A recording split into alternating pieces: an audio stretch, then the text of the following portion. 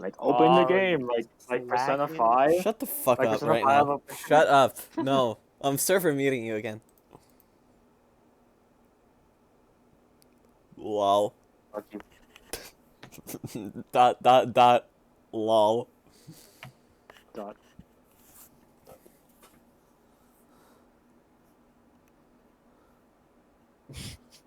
Lol. Weave.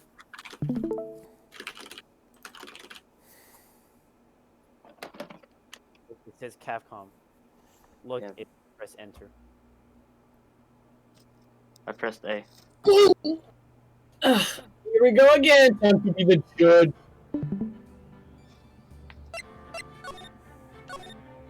Hold on. Okay.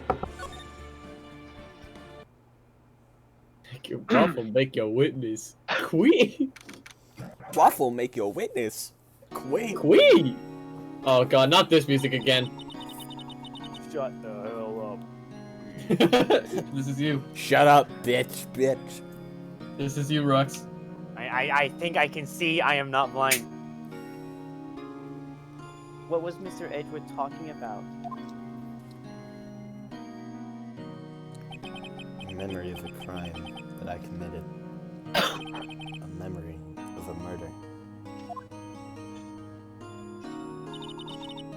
Do you really think Mr. Edgeworth killed? I don't believe it. Not Edgeworth. Some painful memory has been troubling him recently, but he'd never take someone's life. Never. Nick. My God, that scared That me. scared me. It's just busting in. Yo, how's everyone doing?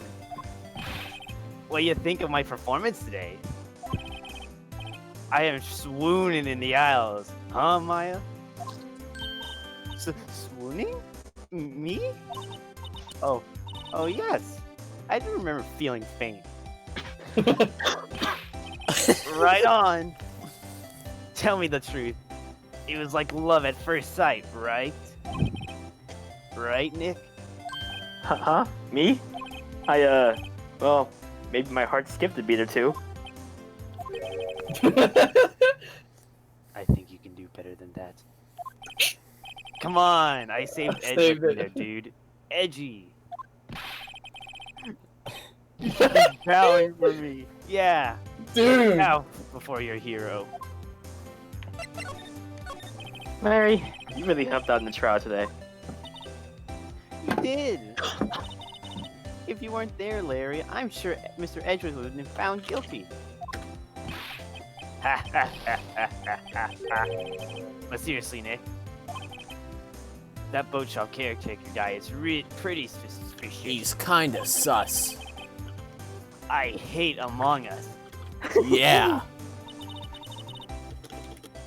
Way to spoil the mood, Larry.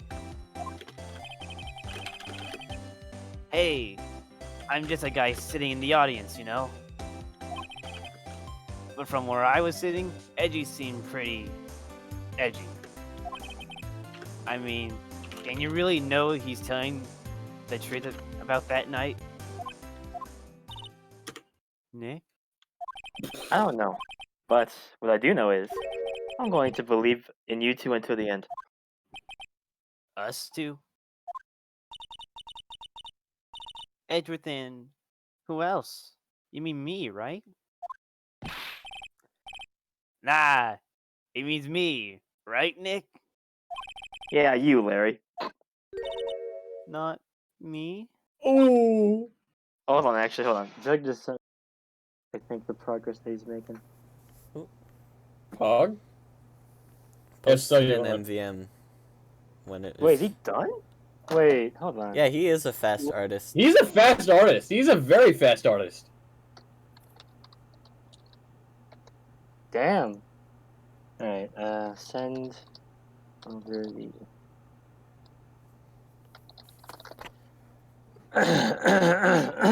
Damn, that means we got everybody. Except for whoever's drawing Cheesy, which I assume I is just... asked Small. I think that Waffle should draw Cheesy because I feel like he draws Cheesy really fucking well. Oh, wow, that's good. That's super Hold good. on, let me see. Mr. Rex as well. Hello. It's a stupid idiot zone instead of clicking on a group game. Oh wow, that's good. I'm really liking how this is coming. Alright, so Really can't fucking wait for this to be done, dude. It's gonna I be so. asked Small, and she said, I don't know if she doesn't know if she can at the moment. So, This is gonna Yeah, I be don't so think fucking Small does sick, dude. digital. Nay, Roy. Yeah, she's traditional. yeah, This I is guess seriously gonna be so sick. Guess I could probably do it. Alright, let's continue. Okay. But why you, Larry? Huh? Actually, yeah. Why me, Nick? Enough with the silent treatment. Nick, why do you trust Mr. Edgeworth so much? Cool, man. I mean, he's changed recently, too. But when we first met him, he was kind of a jerk, don't you think? You didn't know him back then. Back when he wanted to become a defense attorney. Wait. Was that when you two were classmates? Yes. In grade school, they saved me. Miles and Larry. They saved me and I'll never forget it. That's why I became a defense attorney, you know? What? Hey, Larry, what's he talking about? Huh? Oh, sorry. Kinda forgot. Cheesy brain. Okay, Nick, out with it. I'm going to hear the story today, and that's final. Okay. It's kind of a long story, so hang in there. It was the very end of 3rd grade. I was on trial. A class trial. Dang it! I was I'm going to expecting cry. that- I'm going to snap you in half and fold you like an omelet. I heard I'm too the fat dust to come be out of your snapped in half. My unfathomable rage is leaking from Can't me. continue now, these. What? Class trial? Yes, from Danganronpa. Shut up. Shut up! You remember, Joke Larry? is already Spring, complete. End of 3rd grade. A kid in our class got his lunch money stolen. Lunch money? Our school was really small. Every month, kids would bring in an envelope of money for lunch from home. Huh, I see. Anyway, this kid's envelope disappeared with $38 still inside. Oh, yeah. Now that you mention it, I do remember that. Remembers See it what you say? forget though. You were out of school that day. Anyway, the envelope had been stolen during PE class. I was coming down with a cold, so I had skipped PE that day. I was the only one not in class. So, they thought you did it? Yeah, the kids in class said I should be put on trial. Trial? So the next day we held a classroom trial with me as a defendant. I didn't do it. Guilty, he did it. Guilty, it was you. Please, give the money back. You're such a meanie. No one play with him. Just admit you did it. You can't hide the truth. Tell us the truth. We're not gonna believe you anymore. Yeah, and no part of my eraser. You shouldn't be allowed in the relay race or on the library committee. Give me back the 15 cents I own to. Well, children. I don't want to do the teacher. I can't remember. I can't do woman voice either. Try harder. Big, do it. No. Alright, Waffle, here's the plan. You know that, Peach video? Where, like, the guy was drawing a map for her eyes? Yeah, do that voice. Oh. Steal people's money. It's not right. I can't do it. In the Good end, the enough. teacher thought I had done it. Go over and apologize, Phoenix. I didn't know what was happening. I was so sad. I couldn't stop crying. Everyone was staring at me like I'd done it. I tried to apologize. I went to where the boy whose money had been stolen was sitting. That's when it happened. This is you, Devious. He shouldn't have to apologize. The only thing that belongs in a trial is evidence. Anything else has no place. You should all be ashamed, amateurs. Miles? Damn! You got the dripping It in third wasn't you grade. who stole my money, was it? Yeah, my man was fresh with that shit in 3rd grade. Damn! It's Yo! And you shouldn't apologize. Everyone's been shouting you did it, but no one has any proof. That is why, Your Honor, this boy is innocent. But Miles, it was your money that was stolen. Yeah, he did it. He's the one. We don't need proof. Make him say he's sorry. Why don't you all just shut up? bitch. Oh wait, that was Larry. Fuck. Roxas. This is always how it is. Everybody getting up and picking on one person. Just think how he feels. He said he didn't do it, so he didn't do it. Falls over and dies. Very well. I'll replace the money myself. This class trial is over. That's how it happened. After that, the 3 of us were the best of friends. Wow, I had no Edward's got idea. the drip in 3rd grade. Yeah, I had no idea either. I mean, I forgot. That's when I learned what it meant to be alone. Totally alone, without a friend in the world. You did a good thing, Larry. Yeah, well, I was just lucky that I took the day off from school. If I'd been there, they would have thought I'd done it. So, I took it kind of personally, see? When something smells, it's usually the butts. Anyway, Edgeworth and I talked after that class trial. That's when I heard that his father was a defense attorney. I remember his eyes would shine when he talked about his father. I'm going to become a defense attorney, just like my father. A famous defense attorney. Then, a few months later, he suddenly transferred to another school. The DL6 incident. Right. I'm not sure, but the transfer probably had to do with his father's death. That's so sad. Play Despacito. Shut up! The fuck up. Die. Die. It was several years later when I heard Edward's name again. There was an article about him in the newspaper. The headline was something like, "Dark Suspicions of a Demon Attorney. What? Holy shit! Fabricating evidence, manipulating testimonies, covering up facts." The article said he'd do anything to get a guilty verdict. Anything. But why? What happened? I mean, that's not the Edgy I used to know at all. That's what I thought too. I tried to get in touch with him. I don't know how many times. He never replied. I guess he didn't want to see his old friends. I couldn't just drop it though. I wanted to meet him, to learn why he had become who he became. That's when I decided. Wait, you don't mean... That's why? That's why you became a defense attorney? To meet Edgeworth? If I was the defense attorney, I knew he'd have to meet me whether he wanted to or not. In court. Edgeworth believed in me, and I believed in him. He's in pain, and no one's on his side. I'm the only one who knows the real Edgeworth. I'm the only one who can help him. Whoa, Nick. So, is that why you helped me out for free? Yes. I helped you because I believed in you. Except I don't remember saying I'd do it for free. Aw, Nick.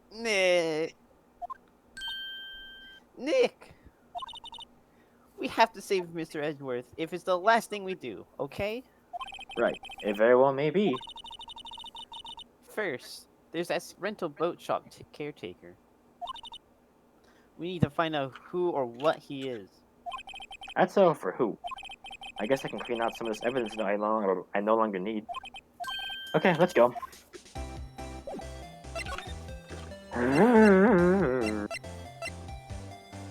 Where was I going again? I forgot. Fuck. Stupid. Shut up.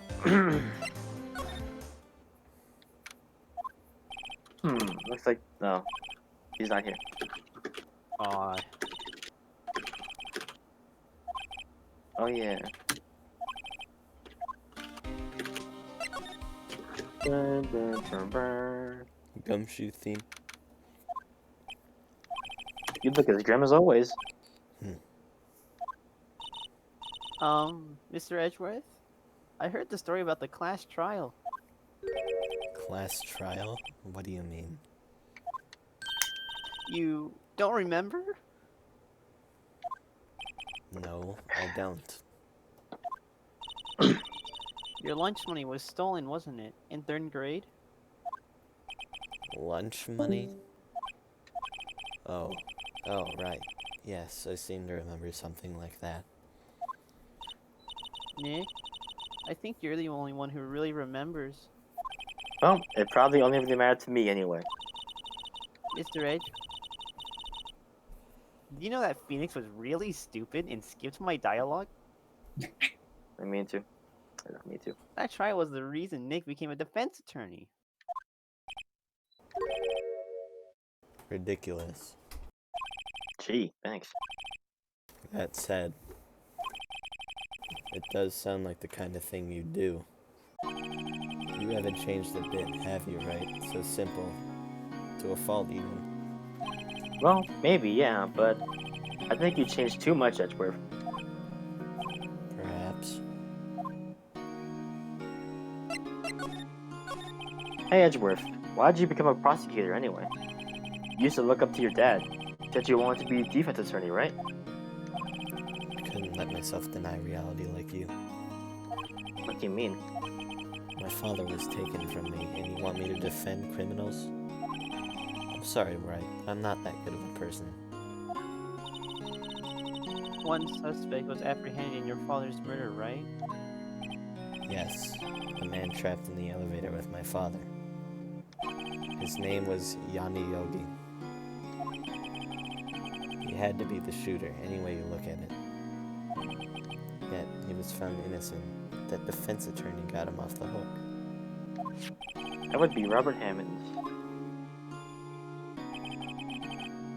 From that day, 15 years ago, the 3 of us were trapped in that elevator for 5 hours. When we were rescued, we all suffered oxygen deprivation.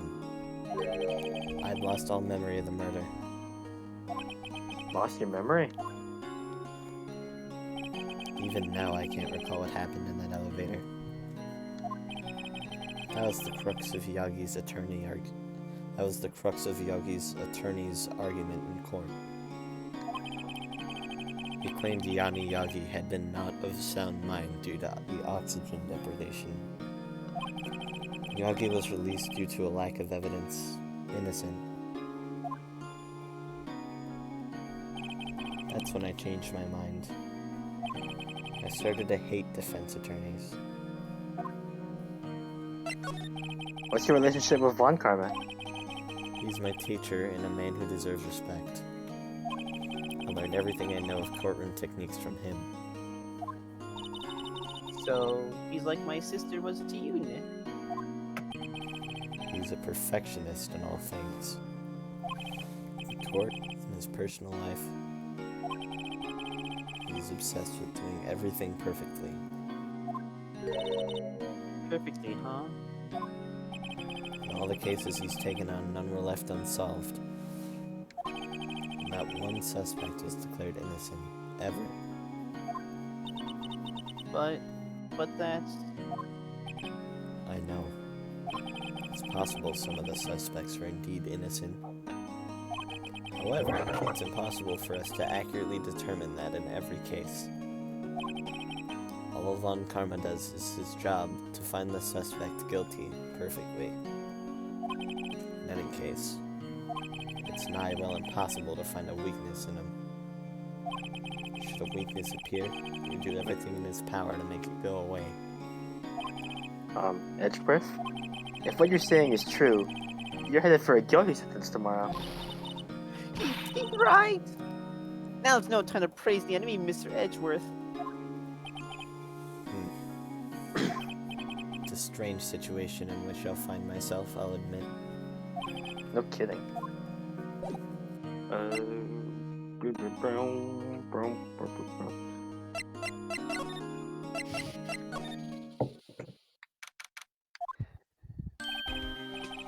Hey, pal. Long time no see.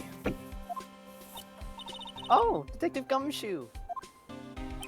Close one today, eh? I got so worked up I snapped my tie in half, even though it's on me just fine. Sorry about that. No problem, pal. Thanks to you, we now know who really did it. You mean the boat shop caretaker? Look, I'll make you a promise. I'll have that scoundrel in my custody by trial time tomorrow. Come what may. It's my duty to you as a police officer. Now I'm off to catch me a criminal. Detective Gumshoe is active today. Oh, one other thing. Eek. No one can go into the woods today. The woods? When Waldo was camping? The woods are off limits to camping, and apparently the park ranger found out. He got pretty mad. No one can go in for a while. I guess Lotta's in a lot of trouble. Anyway, I'll be seeing you tomorrow. Let's go in anyways.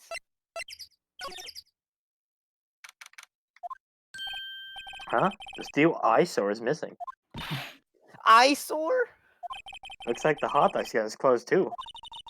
I guess Larry's too busy worrying about Mr. Edgeworth to show up for work.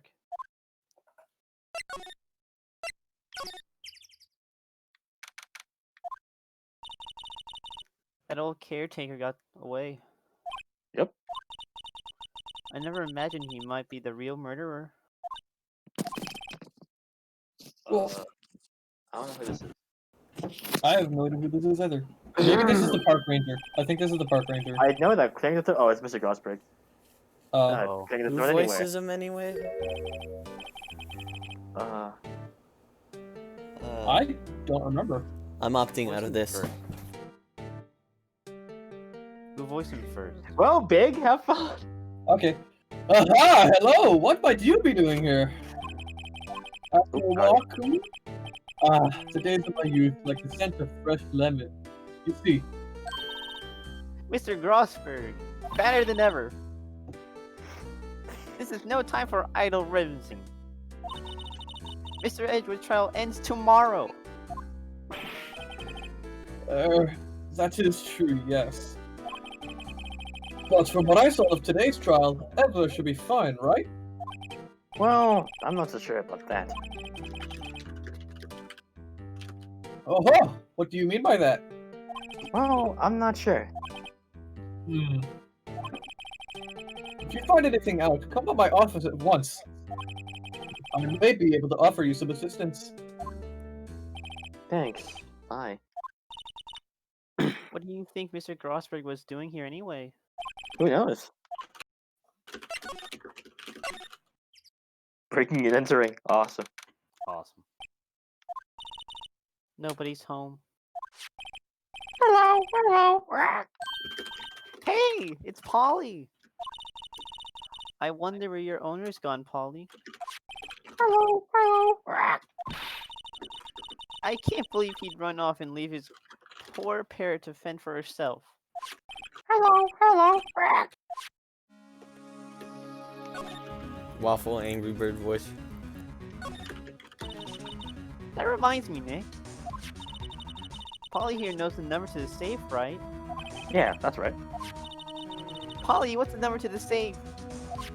1228. Let's open it, Nick. Come on. I'm sure there isn't any money in there. Aww. But hey, he keeps it locked, right? So there must be something of value in there. I'm not so sure.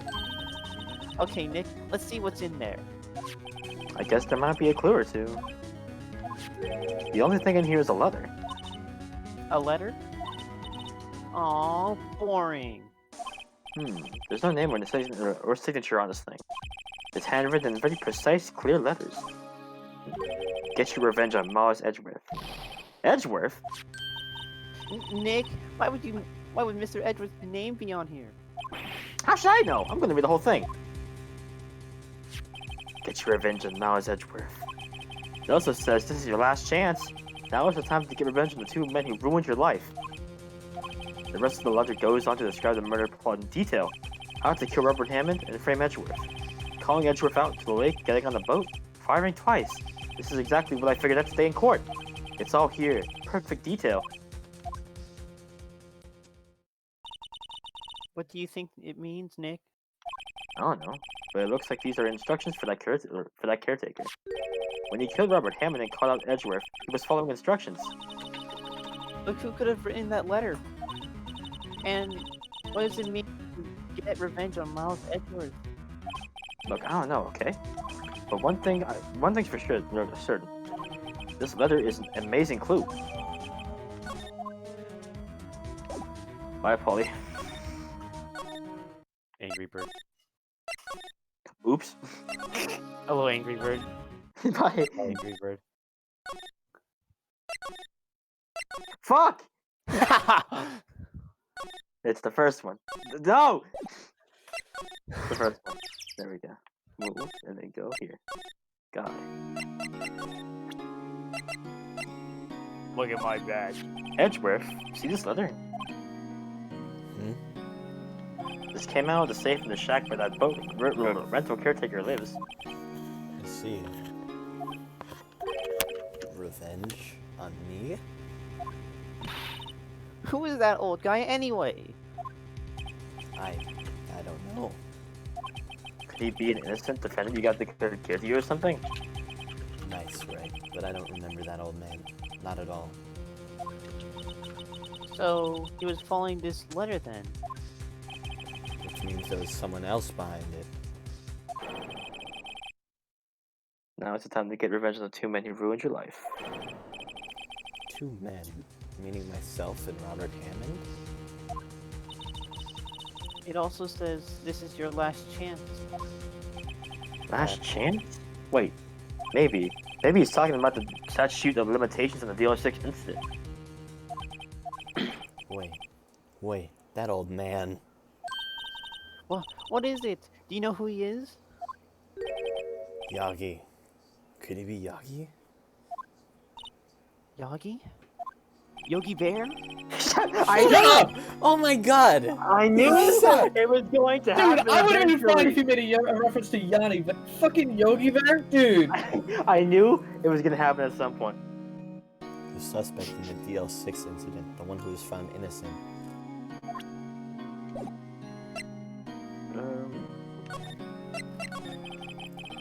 Yanni Yagi was a court bailiff at the time. We just happened to be in that elevator together 15 years ago.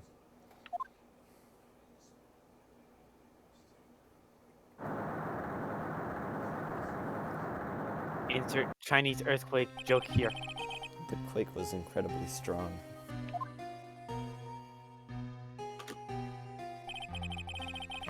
Before I knew it, everything was dark. We were there for so long it felt like forever. The air thinned and the darkness closed in on us in that little box. We became unsettled.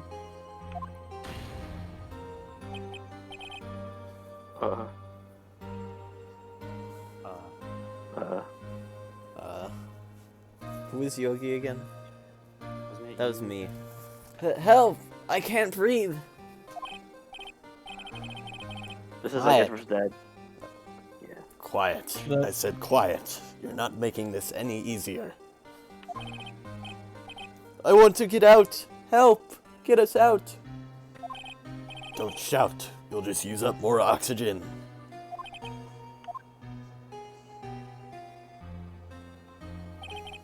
That's all I remember. When I came to, I was in a hospital bed staring up at the ceiling. In court, Yanni Yagi's mental condition was called into question.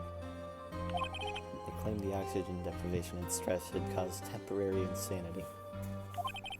In the end, the claim passed the court and Yogi was found innocent.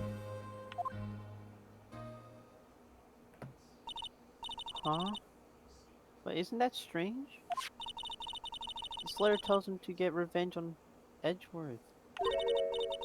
Why would he want to take revenge on you? Right. Yeah? There's something that's been troubling me these last few days. I didn't know whether or not I should tell you. You mean the nightmare? It's a nightmare I've had. A memory of a crime that I committed. A crime you committed? A memory of a murder.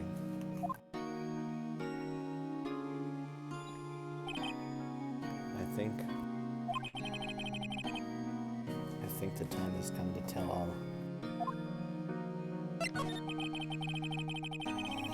For the last 15 years, I've had the same dream almost every night. I wake up in a fearful sweat every time. What kind of dream?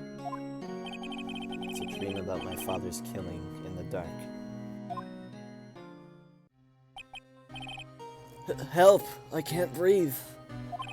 Quiet. I said quiet. You're not making this any easier. I want to get out. Help! Get us out! Don't shout. You'll just use up more oxygen.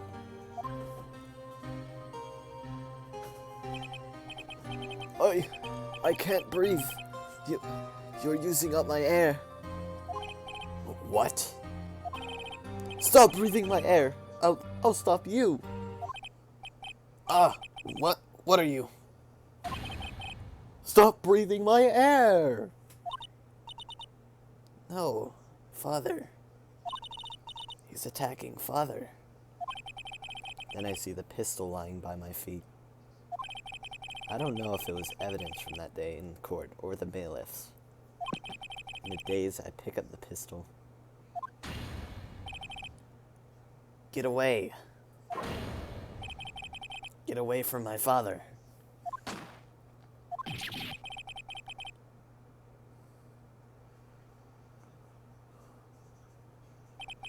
And with that scream, I wake. It's a bone-chilling scream. A scream that has been rung in my ears for the past 15 years. But... That's just a dream, right? Right? That thought is the only thing that has kept me sane for the last 15 years. But what if I'm wrong? What if it's real? They say that sometimes people shut out memories in self-defense.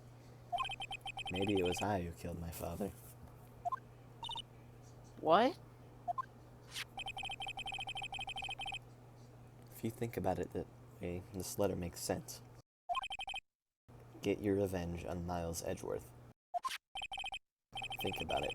Yogi was really innocent. That's why he wanted revenge against me. Wait, Edgeworth, you mean... It was me. I was a true criminal of DL6. I shot my father. This is bad. What are we going to do, Nick? What can we do? I don't know. I don't think there's anything we can do, like it or not. If there's someone else who knows a lot about the DL6 incident, maybe. There is, Nick. There is someone else who knows about DL6.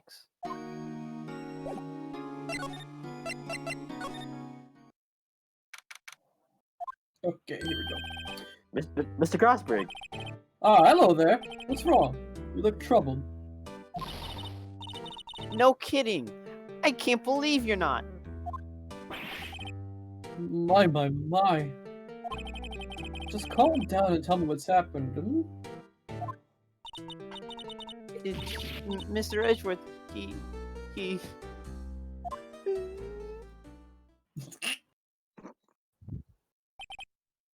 I see.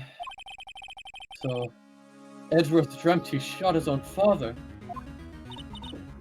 It's only a dream. Only a dream. I wonder. What? If that's the case, then why do you two look so troubled? Hmm? Well, Also, consider this. Yogi quite certainly holds a deep grudge against Miles Edgeworth. So deep, he'd want to frame him for murder. This leads me to surmise that Mr. Edgeworth's dream was not a dream. It was real. I just realized something. What? The code to the safe is 12/28, like the date of December the murder. 28th. Mhm. As you imagined. Mr. Miles Edgeworth threw the pistol to save his father. The pistol fired, and the deed was done. Using evidence in bloody No. battle. I don't believe it.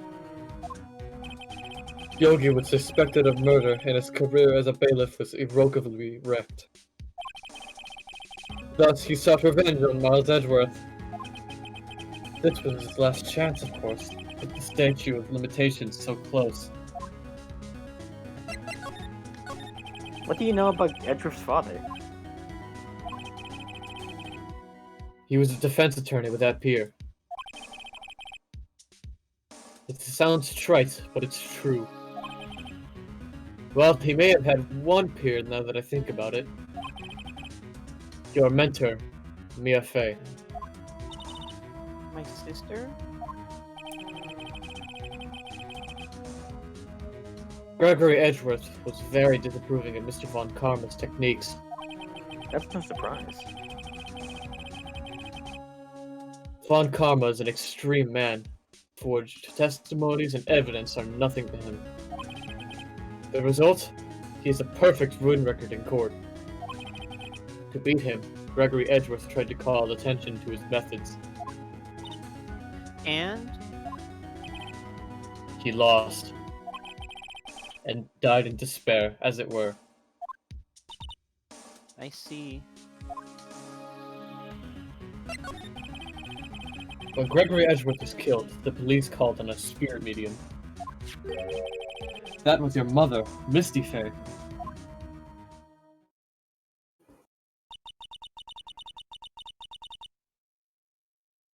Devious? Did you see there? I am Gregory Edgeworth. I have been killed.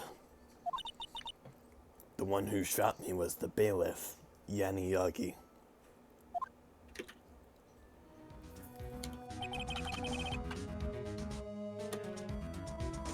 The Yogi was found innocent. That's when my mother left us. Everyone called her a fraud. That's right. Everyone thought she was, you see. Yet, now that I think about it, it seems the one who lied about Gregory was Gregory Edgeworth's ghost. Gregory Edgeworth must have known who shot him. I don't believe it. So you're saying he falsified his testimony? That Edgeworth's dad lied to protect his son? It's only a possibility, mind you. But a possibility nonetheless.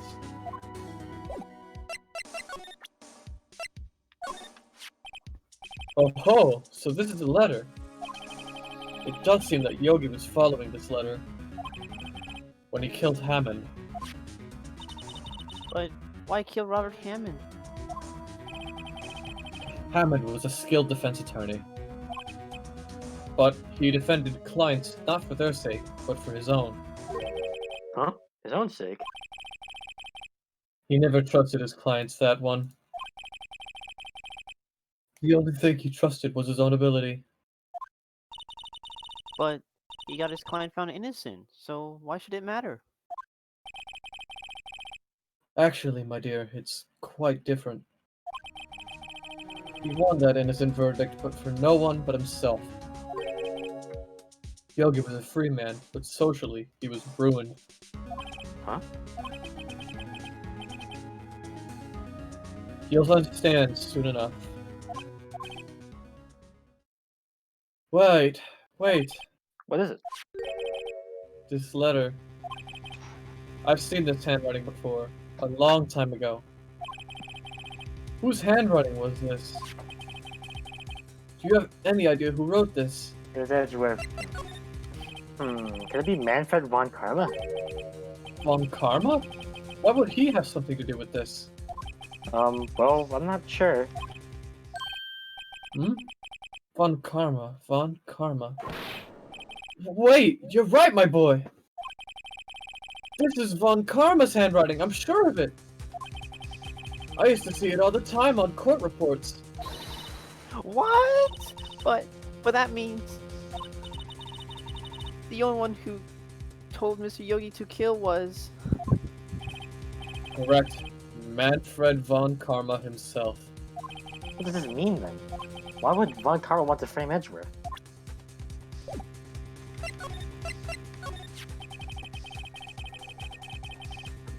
It was only then it truly was Von Karma who wrote this letter that he would know the truth. He would know that Miles Edgeworth had accidentally killed his own father. He'll say as much tomorrow in court, I should think. He'll press that point until the court finds Miles Edgeworth guilty. Oh no. But how could Von Karma know about Edgeworth's past like that? Even Mr. Edgeworth thought it was a nightmare.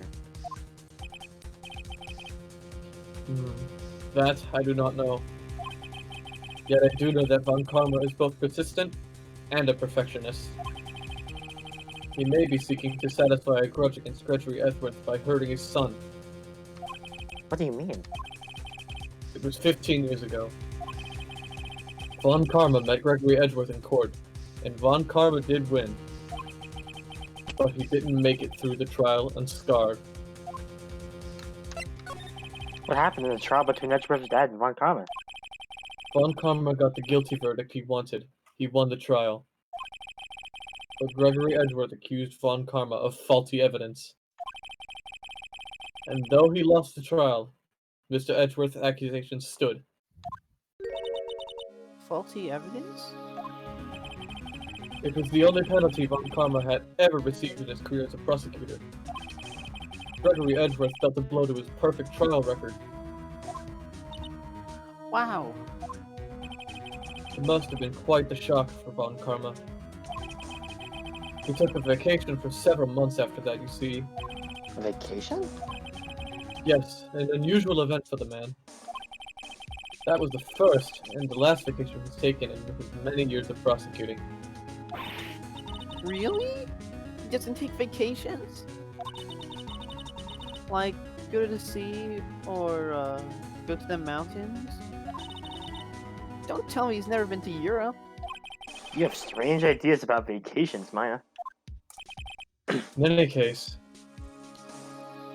that was the only time he took a vacation from work. I believe the penalty upset him quite a lot. Odd, if he wanted to keep a perfect record so badly, why would he take such a long vacation? What do we do, Nick? Von Karma is going to bring up DL6. You can bet on it. What if Sir Edgeworth pleads guilty to DL6? I won't let him. Yes, Mr. Wright. I hate to say this, but even accidental murder is murder, you know. I know that.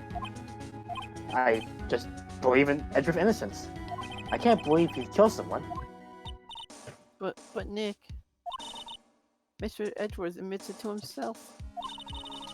His father must have lied to protect him from beyond the grave. I don't care. I know he's not guilty.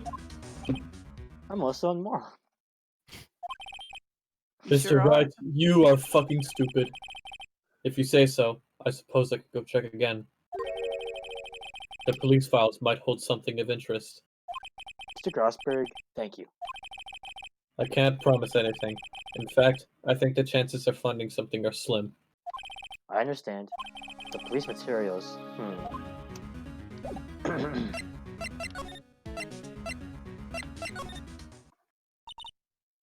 One day left, Nick. Yeah, I know. Well, no time to waste. Let's get going.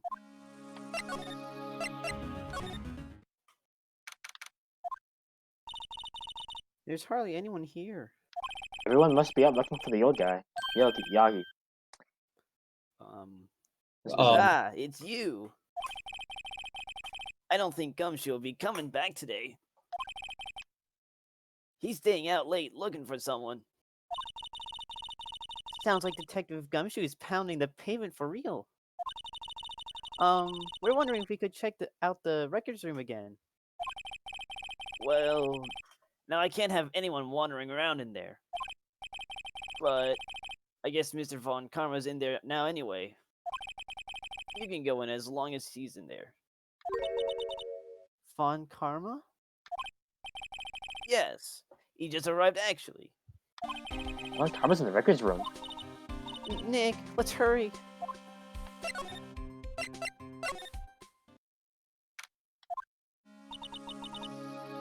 Dusty as always. We were only here just yesterday. I'm sure they just haven't had time to clean. What's wrong, Nick? Nothing. I was just noticing that he isn't here. Von Karma? Huh? One of the drawers here is open. Someone must have been looking at it recently. The label says unsolved cases, evidence. Unsolved cases? Nick! The file for DL6. It's gone! What? Oh. What are you doing in here? Oh shit, that front view. I don't like that. I don't like that front view. Who's Von Karma again? Karma? Roxas is... You. How do you know my name? Huh? Have we met? What are you saying? We see each other every day, don't we? We're Miles Edgeworth's defense team. Defense team? I beg your pardon? You see, I remember defense attorneys. Smile. They're like bugs to me. Needless things to be crushed. I can see how this guy was Ezra's mentor.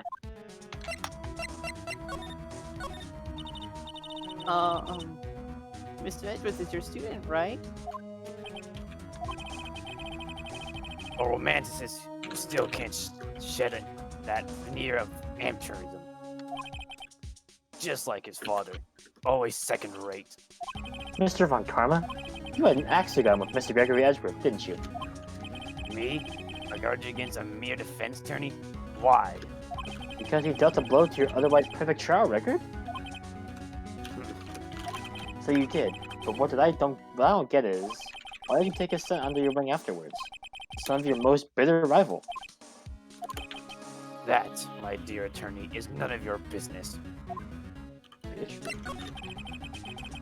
Tomorrow will be the last day of this trial.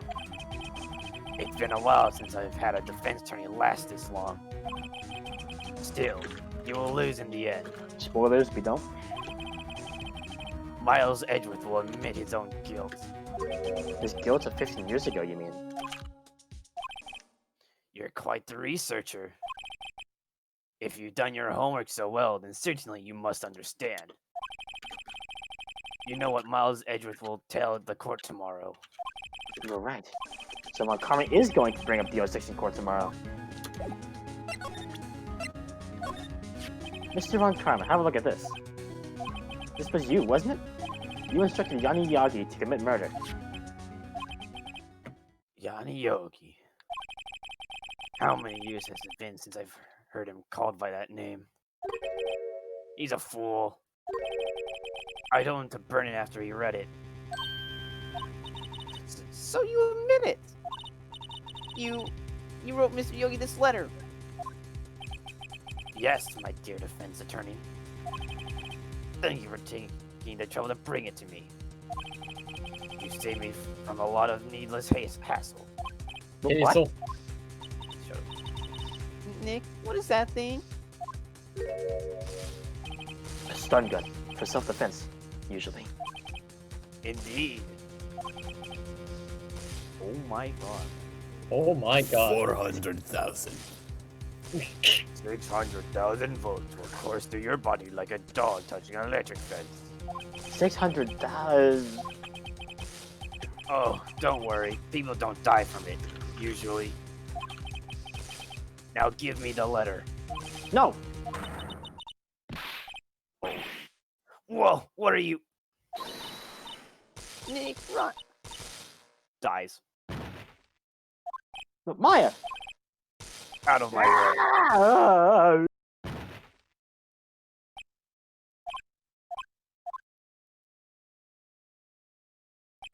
Ugh, got this. The letter's gone, of course. He took the DO6 evidence, all of it. Back to having no clues. Wait, Maya jumped first. Maya, is she okay? Maya!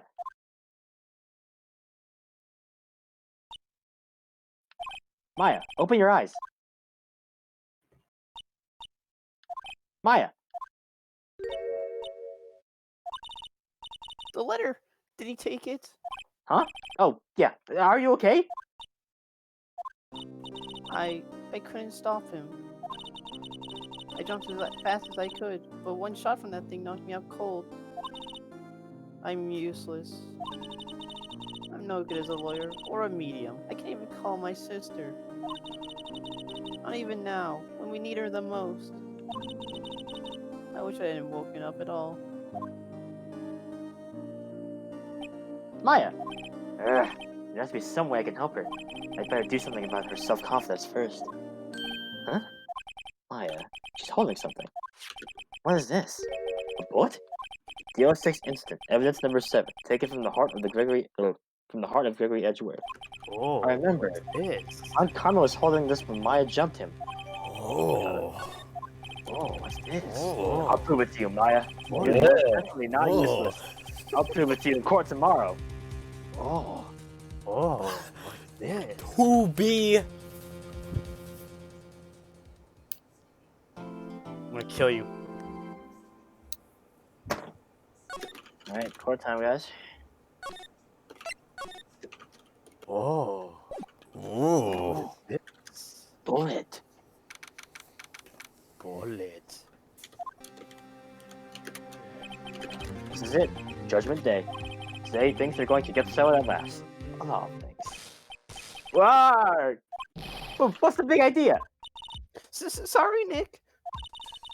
I only touched your shoulder. I guess the shock hasn't worn off from my run-in with the stun gun yesterday. Anyhow, today's the last day of the trial. Good luck, Nick. Yeah, thanks, Maya. That trip is looking glum as always. I hope Von Karma doesn't push him too hard. Whoa. What are you doing? Sorry, I'm sorry. I just thought I'd cheer you up with a pat on the back. Maya, maybe you should go outside and discharge. Right, good idea. God damn I don't have to it. electrocute anyone on your way out. I'll shock everyone in sight. Fuck you. Oh, pal. Oh, that's for Gumshoe, isn't it? Yeah, that's Gumshoe. Yep. Whoa, pal. What's gotten into that girl? Detective Gumshoe. Morning, Mr. Edgeworth. Good morning. How'd it go, Detective? Have no fear. As promised, I've captured our runaway caretaker. I just brought him in. Took all night, pal. Thanks, Detective Gumshoe. You must be tired. Actually, after that shock I got on the way in, I feel pretty good. Yagi says he's forgotten his own name, but that has to be a lie. Why would he want revenge on Miles Edgeworth if he couldn't remember his past? He does remember it. He does remember, and I'm going to prove it. Hey, all right. Hey, that's in like 2 months and a week. Court is I now am expected for the resisting the trial of urge Miles to Edgeworth. strangle you. Go ahead. You The can defense try. is ready, Your Honor. You can. The prosecution is ready. Right. Very well. We have reached the final day of our proceedings in this trial. I ask that the prosecution submit decisive evidence. Understood. Come on, don't be odd into silence about every little thing he says. Very well, Mr. Von Karma. Your opening statement. Right. Thanks to Detective Gumshoe's effort, the boat rental shop caretaker has been arrested. In yesterday's trial, the defense asserted that the caretaker was the murderer. However, the caretaker has yet to confirm this. I would like to ask the defense to cross-examine him as much as necessary. Very well. Please bring the witness into the courtroom.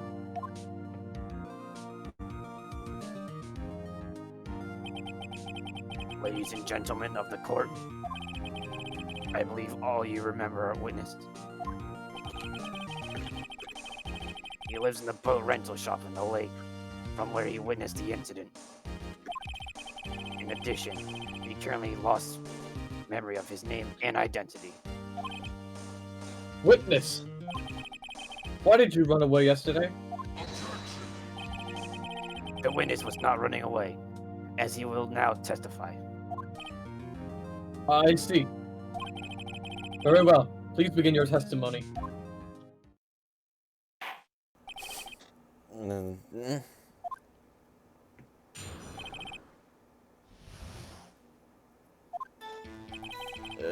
I'm really sorry about just leaving yesterday like I did. But I wasn't running away or nothing. I went to buy some food for Polly, see. I figured I got nothing to do with this incident anyhow. I mean, I need one of those motive things, right? And I don't got one. So my testimony yesterday stands as is.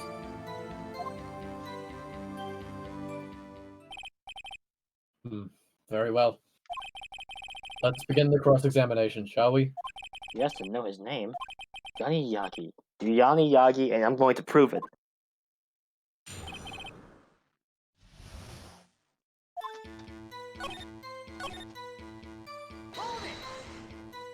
Food? Well, Polly is a bit of a gourmand, you see. She only eats these high-quality bird pellets from France. They only have them in the big pet shop downtown. But you weren't arrested until this morning. Why didn't you go back to the caretaker's shack? Well... I kinda got lost, you see. The witness has trouble remembering things sometimes. When the police apprehended him, he was on his way back to the shack. Yeah, right. Nice try, Von Karma. No one's gonna believe that. I see. So he was lost. Please, Your Honor, come to your senses. You've lost much of your memory, is that correct? Yep. Seems like it. And how could you know that you didn't have anything to do with this incident? Or maybe you're lying about not having a memory. You know exactly who you are. Objection incoming. Yep. The witness has testified quite clearly that he has no memory of who he is. If you claim he's lying, then show the court proof. How am I supposed to prove what's going on in that old codger's head? It's impossible. I'm glad you've come to your senses, Mr. Wright. Very well, witness. Please continue. How can you say you had no motive? I say you do. You had a grudge against Edgeworth and the victim, Robert Hammond. That's why you took revenge on them, right? Please don't make me repeat myself, Mr. Wright. This witness has no memory of anything beyond several years ago. He can't hold a grudge. It's impossible. I have to prove he's lying about his memory. Otherwise, it's going to be the same thing over and over again until the trial ends. Might I say something, Mr. Wright? Yes? Yes, Your Honor? You've been saying the same thing now, over and over. You've been calling the witness's memory of the past, or lack thereof, into question. But does this really have anything to do with the current case? Of course, Your Honor. The witness has said that he has nothing to do with this case and no motive. Both of these statements are lies. Order. Mr. Wright, there is a serious problem with your claim. Yaki got negative drip. Or are you saying you know who this witness is? Of course, Your Honor. Oh, now this is interesting. I would like to know myself. So, who is he? Don't play dumb, Von Karma. Mr. Wright, please tell us this witness's name. Gregory. His name is Yanni Yagi, a former court bailiff. Bailiff? That name seems familiar.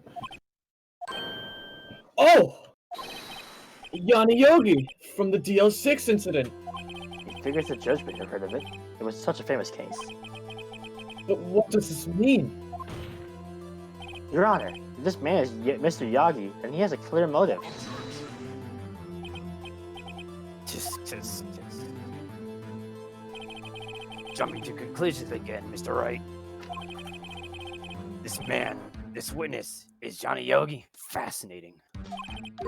However, how do you propose to prove this to the court? This is a court of law. As you may recall, you need proof. Now allow me to repeat once more that the witness has lost his memory. This is it. I have to do this now. If I can't prove he's Yagi right here, right now, then I've got nowhere else to go. Nick, how are you supposed to prove it? I can prove that he's Yanni Yogi. It's okay. It's actually quite simple. Your Honor, please take this man's fingerprints. Then, we'll compare them to the fingerprints on file for Yanni Yogi 15 years ago. I see. That makes sense. Huh? I'm so very, very sorry, Mr. Wright. What? Why? The witness has no fingerprints. What? What? No fingerprints?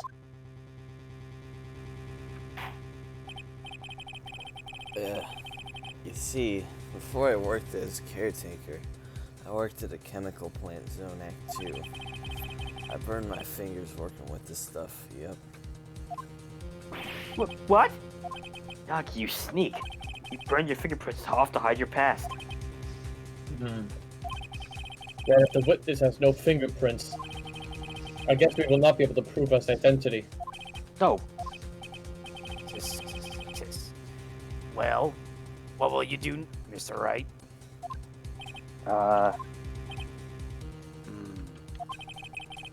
It seems that the case has been decided, no? No. I know what happened. I know everything. I just can't prove it. But no, I can't let it end like this. I can't lose. There has to be another way. There is no one who can testify as who this witness is. No one. Nick, what are we going to do? I didn't even consider his versus fingerprints. What do I do? Well, Mr. Wright, perhaps you'd like to cross-examine his parrot for a little comic relief, hmm? Yeah, very funny. You're a sir winner, Mr. Von Karma. Wait a second. Cross-examine his parrot? What is it, Nick? No, you're not going to. Your Honor, the defense would like to take Mr. Von Karma up on his proposal. Take Mr. Von Karma up? On my proposal? Exactly, Your Honor. I would like to cross-examine the witness's pet parrot.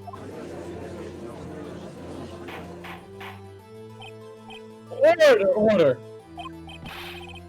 Well, what do you think, Mr. Von Karma? Need you even ask? This is a farce. I object. Wait a second. You were the one who suggested I cross-examine the parrot, Von Karma.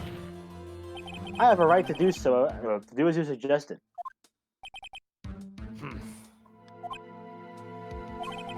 Well, if you're so desperate, then please, be my guest. Of course, you should go through with this. And nothing comes out of it, then I hope you're ready for the consequences. Nick, this is crazy. Well, still want to go through with your little game? Let the parrot take the stand. I'm gonna cross-examine her, Your Honor. This is the most ridiculous thing I've ever heard. Montgomery's read every person's testimony, every piece of evidence. Except the parrot. She's my last chance. At least, I think so. This is fucking stupid. Bring in the parrot. The angry bird, awesome. That's a fucking bird. What the hell is it doing in here? Please tell us your name. Name. You dumb fucking bird. Please speak. It must hurt to be ignored by a bird. Damn. Very Hashtag relevant. correct. Who is your owner? Please testify for us.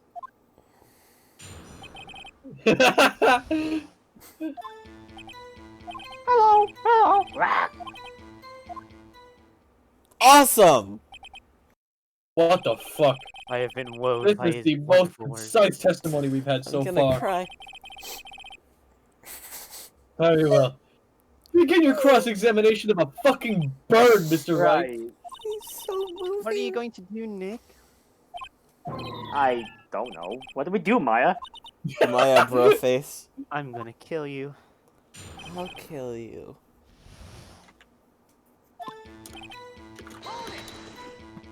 Oh my god. Witness, you can't just say hello and expect us to get anywhere. I want you to testify. Maya, you talk to her. Right. What do I say? As I recall, 2 days ago, Polly, have you gotten something? don't forget DL6. If I can get Polly to say that here, that will prove that the caretaker had something to do with DL6. Polly, have we forgotten something? Hello. That's not what you're supposed to say. Forgot something we forgot. Hello. Uh-oh, it's not working, Nick. She won't say it. This is ridiculous. Why won't you say it? Tisk. Something the matter, Mr. Wright? Wait, don't tell me Montgomery expected this. He couldn't have retrained the parrot, could he? Did he train her not to respond when we asked if we forgot anything? Oops. Well...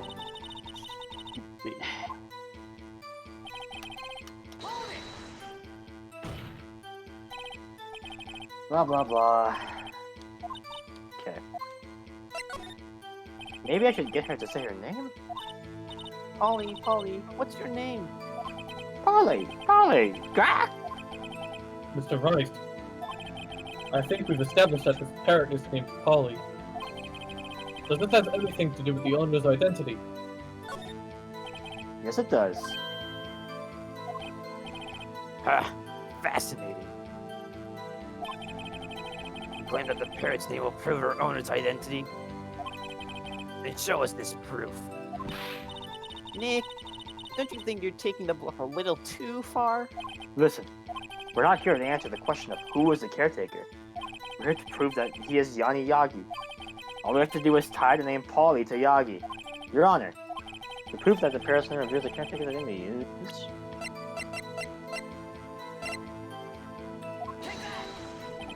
The DL6 case file? That's quite a large file you have there. Which page is this proof on then? Show us or stop wasting our time. Very well. Mr. Wright, please show us the page. Where in this file is the information connected to this parrot's name? It's on the suspect data page. Hmm? This page has all the information about Yanni Yagi. Right after he was arrested, his fiancée committed suicide, see? Indeed, it does say that, yes. What was his fiancée's name? Polly Jenkins. Polly! Exactly, Your Honor. He wanted to remember the name of his fiancée who had committed suicide. That's why he named his parrot after her. I see. I guess that's possible. Bah, a mere coincidence, that's all. My granddaughter has a dog she calls Phoenix. Well, Mr. Phoenix, right? Does that... does this make you my granddaughter's fiance? She's only 7 years old, pedophile. Indeed. Alone, it is a little weak for evidence in a murder trial. We would need some of the corroborating evidence. Where am I going to find that? Nick, we're getting closer. One more. If we can just get one more piece of evidence. Right. But what? Very well, witness. You may continue. Oops. Here to speak, you speak to me. Frankly, I can't believe you're this stupid. Well, I guess we should try to get some information out of her. We need to show the judge that her owner is Mr. Yogi.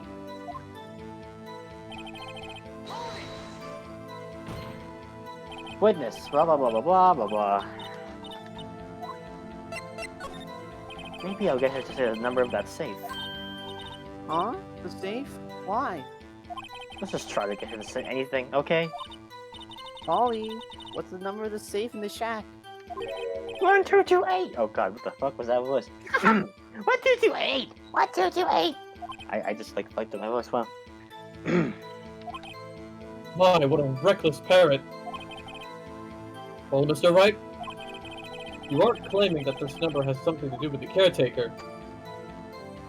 Devious got this already. Yeah. Actually, it does. That's why I had her say it.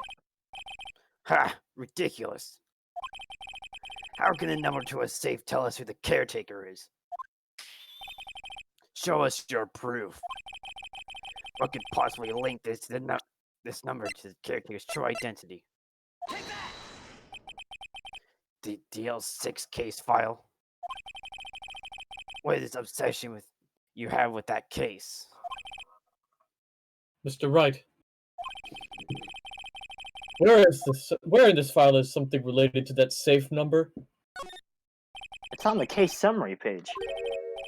The case summary? Specifically, the date of which the DL6 incident occurred. The date of the incident, December 28th. Why, that's today's date, 15 years ago. Hey, that's in 2 months. And the number on that safe is 1228. Ah!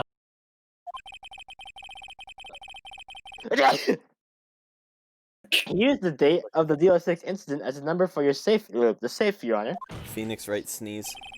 That's how important that day was to him. I see. It certainly is an interesting coincidence. People often do set their secret numbers to dates. Bah, this is not tangible proof. I set my ATM card's number to 0001 because I'm number 1. Free money! This has nothing to do with the date. Nothing. That's enough. I think we've reached a conclusion here. This is a mere coincidence, that's all. True, that's a possibility. However, two coincidences at the same time seems more like a pattern to me. What are you saying? Summon the caretaker of the boat shop. Immediately.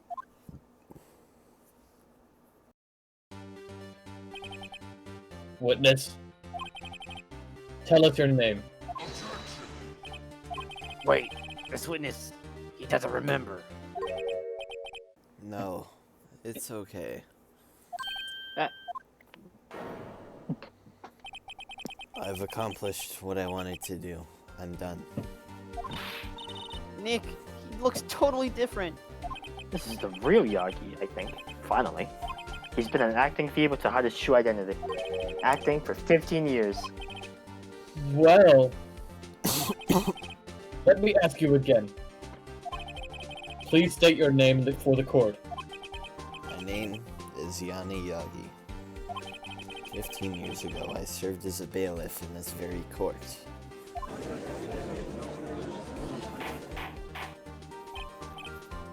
Order! Order! Yanni Yogi. So was it you who killed Robert Hammond? And tried to frame Miles Edgeworth for his death? Yes, it was me, and I did it. They put me on the witness stand 15 years ago. Robert Hammond, he said I was mentally unsound. He told me it would make me innocent, get me off the hook. So, I pretended to have brain damage. I was innocent, really, but he didn't believe me. We won the trial, but I lost everything. I lost my job, my fiancée, my social standing. Then, this year, 15 years later, the package arrived. It was a letter and a pistol. The plan was written out in careful detail. It was a plan for me to take my revenge on the people who ruined my life. I didn't care who had sent it. I thought this was my chance. After 15 years, this was it. Finally, a chance to have my revenge on Robert Hammond and Miles Edgeworth. I have no regrets. Well, wait a moment. Revenge against Miles Edgeworth? What do you mean? I'm not at liberty to speak on that matter. Why don't you ask Mr. Edgeworth yourself? Anyway, I admit, I was the one who killed Robert Hammond.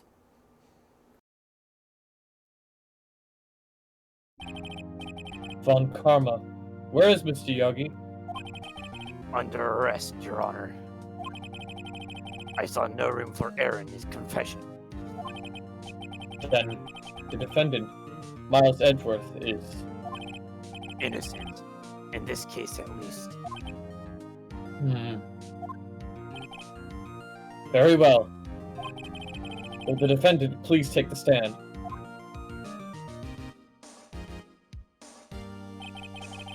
There are a few mysteries left unsolved. Still, you are cleared of suspicion for this particular case. So I'd like to pass the judgment on the murder of Mr. Robert Hammond. Any objections? I don't believe it. Why isn't Von Karma saying anything? Very well. This court finds the defendant, Mr. Miles Edgeworth. Awesome. Let's go! That ain't all, folks. That is all. This court is adjourned.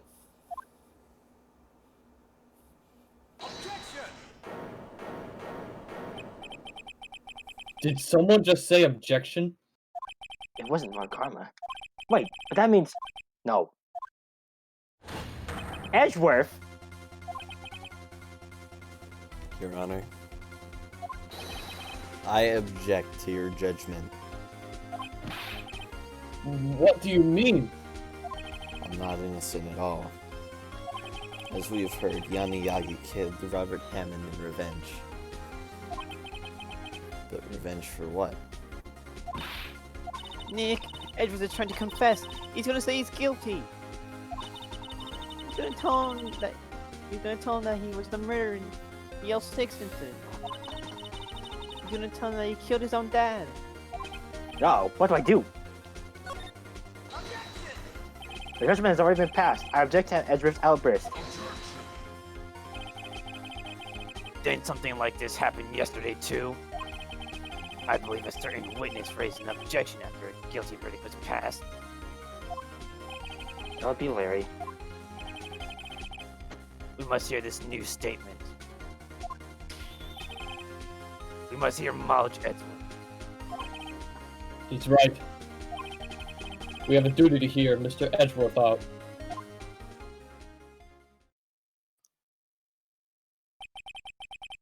For 15 years, I've had a recurring dream. A nightmare. It's only a nightmare. That's what I told myself. But now I know it wasn't a dream. Yanni Yagi wasn't the killer. You mean in the incident where your father died?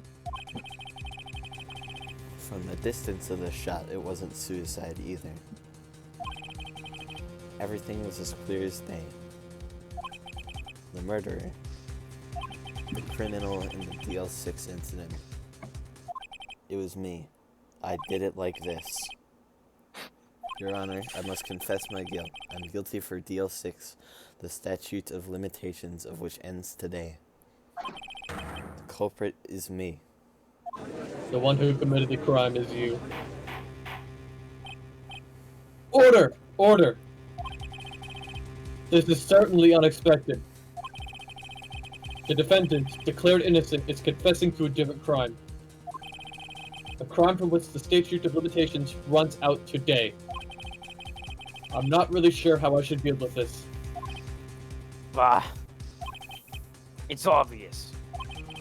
We hold a trial right here, right now. We tried this man for his crime of 15 years ago.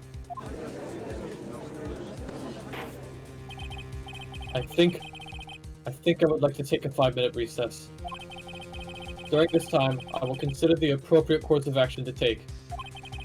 Court is adjourned. I think we should take a break ourselves. A small one, yeah. Yeah. Hold on.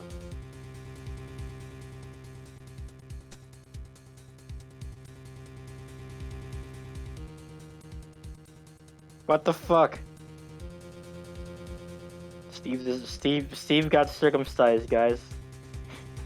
What?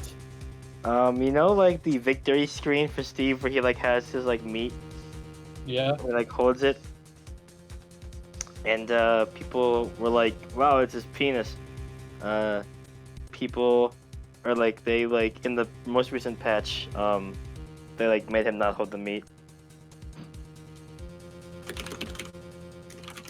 Crazy.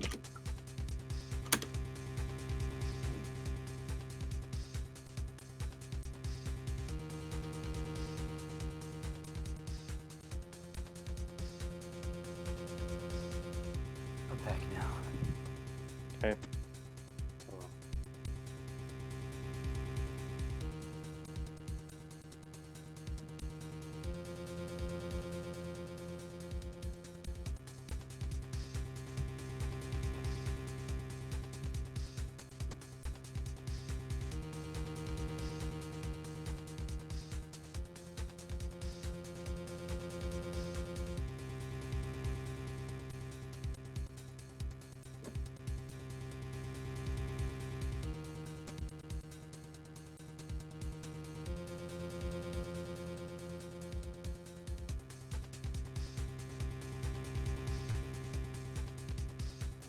Ready. I really like this comic.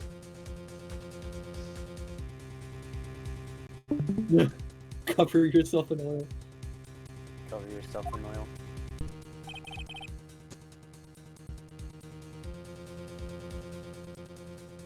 Devious. I'm sorry, right? I've just wasted all of your effort. Mr. Edgeworth, I just don't believe it, sir. I mean, you kill your dad? I didn't want to believe it myself, detective. But it's the truth. I deserve to be punished. Murder is murder, no matter what the circumstances. This is crazy. Just crazy. Nick, what are you doing? Huh? Oh, I was just reading through the court record once more. I'm getting my case ready. Your case for what? Huh? Isn't it obvious? I'm going to prove that Miles Edgeworth is innocent. What are you talking about, pal? He just admitted to it. He confessed that he did it in court. I'm sorry, Edgeworth, but I don't believe your nightmare. What? It's just a dream. It's not real. The truth is right here in this court record. In any case, tighten your belts. The real fight is just beginning. I'll prove you're innocent. Trust me. Right.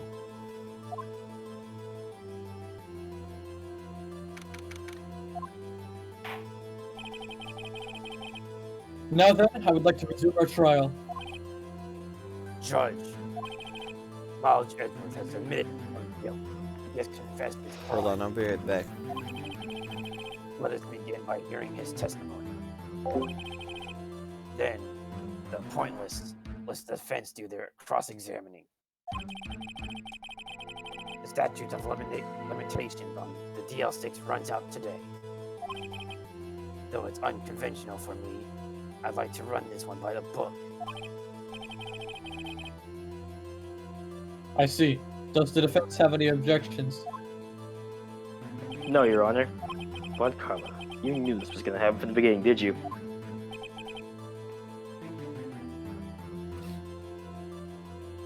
Very well. Will Miles Edgeworth take the stand?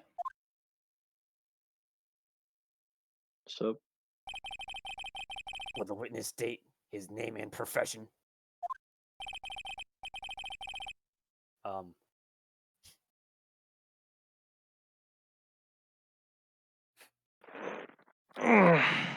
What now, Roxas?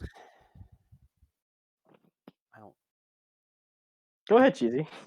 Go on, actually. You were the Oh, original fuck. voice.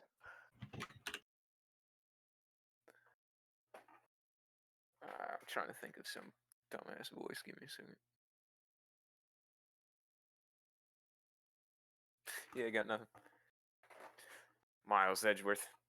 I'm a prosecuting attorney. Mr. Edgeworth. 15 years ago, you mistakenly killed your father, Gregory Edgeworth. Is this correct?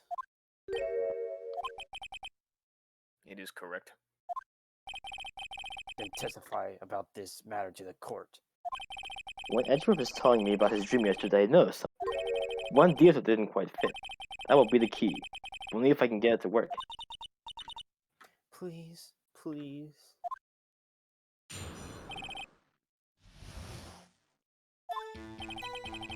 That day, I had gone to the courtroom to observe one of my father's trials. As we went to leave, an earthquake struck, trapping us in the elevator. My father and Mr. Yogi lost their composure and began to argue. Just then, something heavy fell at my feet. I picked it up and threw it at Mr. Yogi. I wanted them to stop fighting. A moment later, there was a single gunshot and a scream. It was a terrible scream. I remember it to this day. That's all. And until now, you thought this memory was a dream. We were stuck in that elevator for 5 hours. The oxygen in the elevator ran out, and I lost memory of the events. Bah, the same claim Mr. Yogi has made. Very well. Mr. Wright, your cross-examination, please. Yes, Your Honor.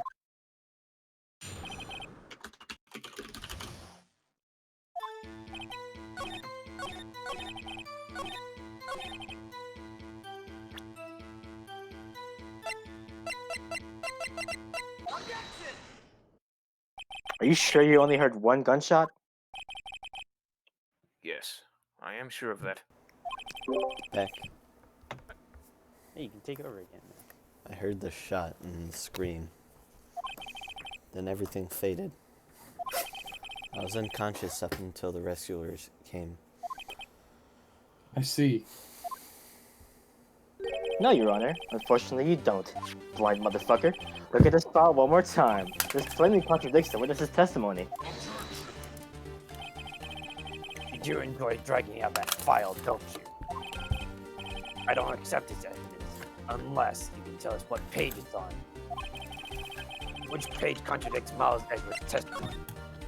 Look at the victim data in this file. It says it quite plainly. The murder weapon was fired twice.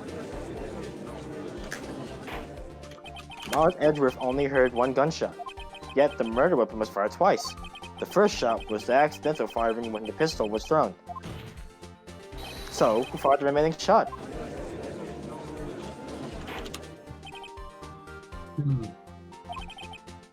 Was there, perhaps, another shooter who fired that second shot? Your Honor, as I'm sure you're aware, this incident occurred 15 years ago. The evidence is dated. The pistol did fire twice. However, we do not know when that second shot was fired. It might have been fired the day before the incident. There is no proof that the second shot had to do with this incident. What? I see. So you do have a point, Mr. Wright. The murder weapon was fired twice, as we've heard. On one of those shots was fired by the defendant, a boy at the time. Do you have any proof that the other shot fired had something to do with the case? Your Honor, I think I will be able to show you proof. What? Impossible. Now, Mr. Von Karma. Save your surprise for after you've seen the evidence. Very well, Mr. Wright. Show us your proof. Do you have evidence that the second firing of the pistol was related to this incident? Look at this photograph.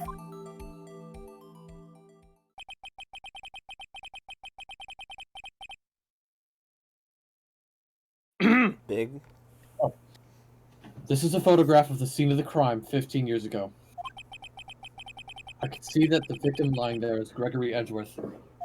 This proves the murder weapon was fired twice at the time of the incident. This photo proves it.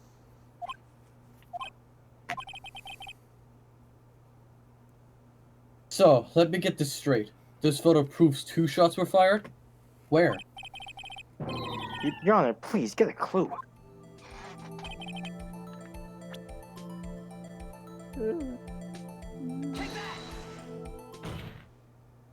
That should be obvious. The contradiction is here. I see. A bullet hole in the door. Your Honor, Gregory Edgeworth was killed by a shot from the pistol. Yet there was also a bullet hole in the elevator door. We also know the murder weapon was fired twice. Thus, someone other than Edgeworth fired that second shot.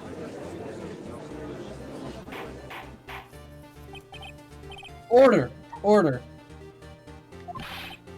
Mr. Wright, what are you driving at? It's simple, Your Honor. At the time of the incident, 2 shots were fired. One went to Gregory Edgeworth's heart. The other hit the elevator door. Remember that the defendant lost consciousness after the shot he fired rang out. In conclusion, you must agree the second shot was fired by someone else. Mr. Wright, who could that someone else be? The murderer, of course. I knew I should have stepped in before your wild fantasies got out of hand. Mr. Wright. Look once more at the DL6 incident case file. Look closely. Try the case summary page. The case summary, that's on page 1. Look what is written there. Not a single clue was found on the scene. Oh! If the pistol had indeed been fired 2 times, then the other bullet wouldn't have been discovered on the scene. He does have a point. That second bullet was never been found. Why? Because the second bullet does not exist. The bullet that claimed Gregory Edgeworth's life was the one shot by his own son. That is the truth of this matter. The whole truth. It was undoubtedly something else that had made that bullet hole in the door. Order! I will have order! Mr. Wright has proven one thing to us quite clearly. that the murder weapon was fired twice at the time of the incident. However, as Mr. Von Karma says, the second bullet was not found. It is highly unlikely that the police merely overlooked on the second bullet. So, all we have is the single bullet fired. I'm afraid I have to discount the defense claim. Tisk, tisk, tisk. I praise the judge for his wisdom in this matter. Yeah. How did this happen? I don't believe that the second bullet didn't exist. Was I wrong? Have I been wrong about this whole incident? What are you doing, Nick? Why aren't you raising an objection? I'm sorry, Maya. What? It looks like I was wrong. Nick? If the second bullet wasn't there, then all my conjectures were for nothing. No. But you said you'd do it, Nick. You said you'd get Edgeworth declared innocent. I'm sorry. It's just, when I saw the photograph, I thought that 2 shots had been fired. I was so certain of it. I thought I'd won. I thought there was another person, someone else who had fired the killing shot. But now, I was wrong to think it could be that simple. This case had stood unsolved for 15 years. Nick? Well, it seems that we have finally cleared up this incident. Only one bullet was found at the scene of the crime. That shot was fired by Miles Edgeworth. Precisely. I would like to ask one thing of Miles Edgeworth before passing my verdict. Have you been paying attention to the trial so far? Yes, Your Honor. Do you have any objections? No, I do not. So you killed your father, even though that was not your intention. Yes, I did. Oh no. He's accepted the guilt. Very well. The statute of limitations on the murder of Gregory Edgeworth runs out today. Therefore, I must pronounce a verdict on the defendant today, right here. Right now. Indeed. Does anyone have any objections? I've been here before. It's just like my first day in court. There are so many things I know I should be saying, but my mind's gone blank. I can't find the words. Mr. Wright? Your Honor, I object. Tisk, tisk, tisk. Mr. Wright, on what grounds do you object? Oof. Like Roblox? Nick? I don't know. This case is perfect. Oh no. Ah. This is Mia. It must exist. The second bullet. What? What'd you just say? Nothing. The second bullet must exist? But where? Someone took it. It seems waiting is not going to produce us any answers from Mr. Wright. Wait, Your Honor. Hmm? The second bullet. It existed. What? But we just heard proof that it did not exist. I realize that, Your Honor. I'm really grasping here. It's just someone took it from the scene of the crime. That's what happened. But who? The murder. The murderer? Then tell us, who is this murderer? I'm still thinking about that one. So the criminal took the second bullet, but why? Huh? First of all, how would they have found it? It's not easy to find a stray bullet, Mr. Wright. Was there some pressing need for the murderer to search for that bullet? Why would the murderer have spent the time to look for that stray bullet? I haven't gotten a clue. What's wrong, Mr. Wright? Ah, the murderer had no reason to take that bullet. You don't want to admit it, but it's true. Had to take it. Had to take it? The murderer? What does that mean? You're thinking too normal. Think crazy. Don't think why the bullet was taken. Think why the bullet had to be taken. Mr. Wright? Yes, Your Honor. I have no idea what I'm doing. Well, the murderer had no intention of taking the bullet from but the murderer had to take that bullet. Had to, Mr. Wright? What do you mean? Well, for instance what? Maybe the bullet, hit the murderer? The bullet hit the murderer? Just saying, for instance. I mean, if it hit you, you would have to take it with you, wouldn't you? It's not like you could perform surgery right there. You know? Wait a second. I was just talking off the top of my head. What if that's really what happened? Let me get this straight. So at the time of the murder, the murderer himself was shot? And they left with the second bullet still inside of them?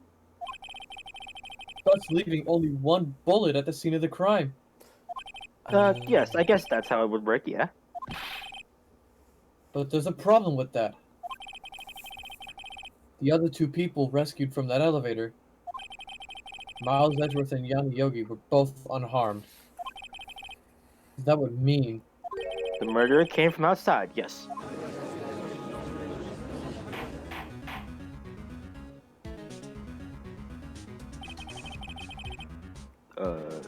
The two men fight inside the elevator.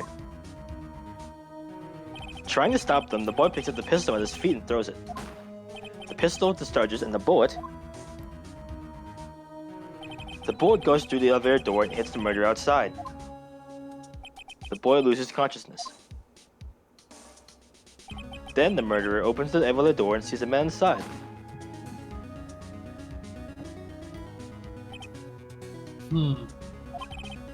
Mr. Wright, you are truly the most unpredictable defense attorney I've ever known. I can tell you're grasping, yet I cannot deny the possibility of what you say. What are you saying? Deny it. Deny it. No one involved with the incident was wounded. There is no murderer. No one was wounded at the time of the incident. He's right. I can't think of anyone. Hey, Nick. Huh? I just thought of something really crazy.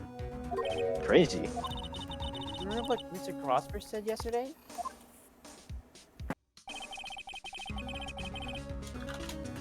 Big. Gregory Edgeworth dealt a blow to this perfect trial record. Wow. It must have been quite a shock for Von Karma. He took a vacation for several months after that, you see. Yes, quite an unusual event for the man. That was the first and last vacation he's taken in his many years of prosecution. What if Von Karma didn't take that vacation because of shock? Well, he took it because he was injured. Which would mean It could only mean one thing. he was the murderer in the DL6 incident. He was the man who shot Gregory Edgeworth. It was Von Karma. Oh man. Something not wrong, Mr. Wright? You seem dazed. No, Your Honor. Well? You have indicated the possibility that the murderer came from outside. Can you give us the name of your suspect? Uh-oh. Should I come on and say it now? Yes. Your Honor, there's a suspect, one lone suspect. Well, this is certainly interesting news. Very well, Mr. Wright. Who is your suspect? My hands are shaking. What?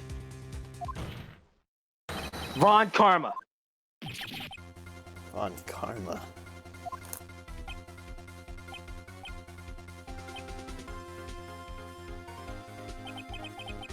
You mean the Von Karma? The prosecutor? The one standing right over there? Bah.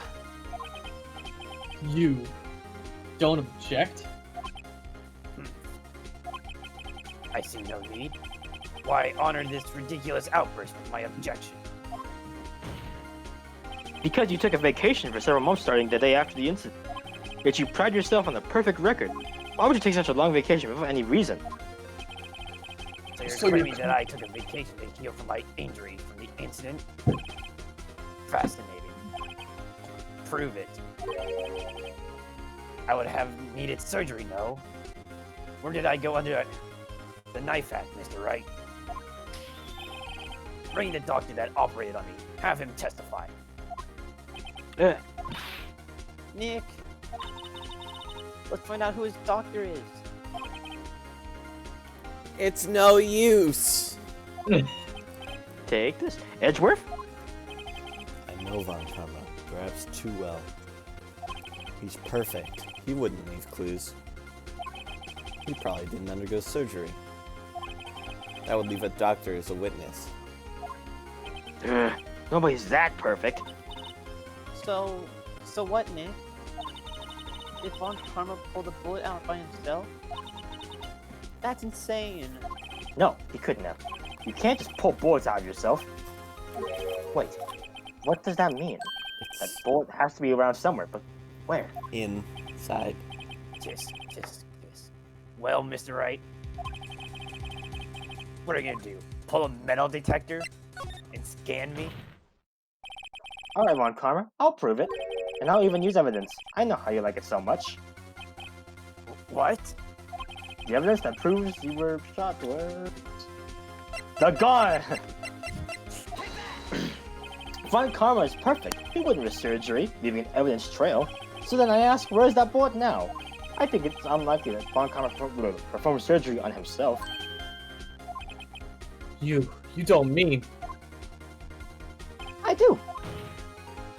There is the possibility that the bullet is still inside Von Karma.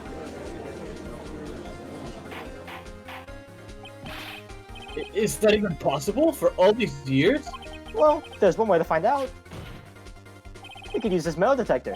Well, Von Karma, I'm going to run this over you and see what we find. I refuse.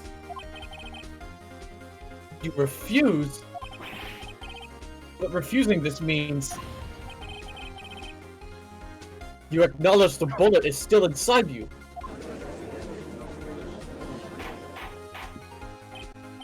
Order.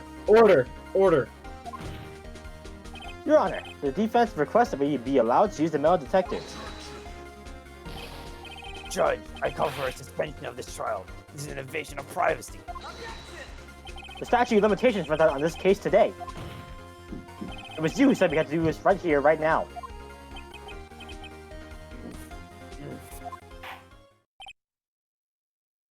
Enough. I permit the use of the metal detector. Mr. Von Karma, you will submit yourself to testing. Nick, what does this mean? I don't know, but we have to give it a shot.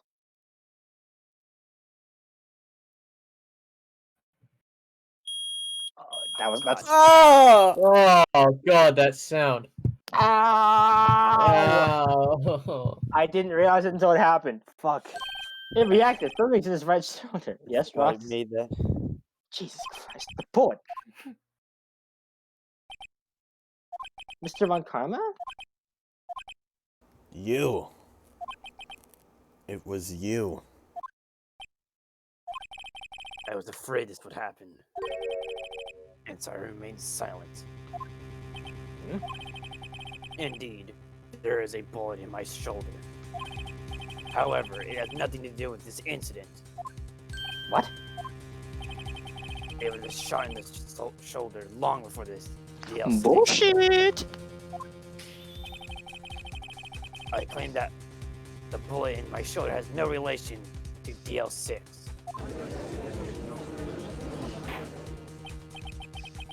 But Mr. Von Karma, can you prove that? Prove? I have no obligation to prove anything. It is... oh. It is... It is Mr. Wright who must prove something here. Not I. Mr. Wright? Well, can you prove it? Can you prove that the bullet in Von Karma's shoulder was from DL6? Of course you can. You don't have any of the DL6 evidence. That's because you took all of it from the records room yesterday. With no proof, you cannot convict me of any crime. So sorry, Mr. Wright. No, I'm the one who's sorry, Mr. Von Karma. What? You were close, one day away from freedom. But you see, I have proof. What? Who would have thought you would dig your own grave trying to convict Edgeworth? I can link that the bullet in your shoulder, the DO6 incident. Here's my final proof. Mitch! That's a bullet? Where did you get that? This is the bullet used in the DO6 incident. This was taken from the heart of the victim, Mr. Gregory Edgeworth.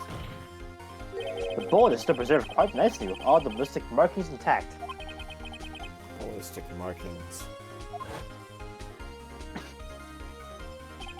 You may recall the term. It came up in the first trial 2 days ago. Ballistic markings are the fingerprints of a weapon.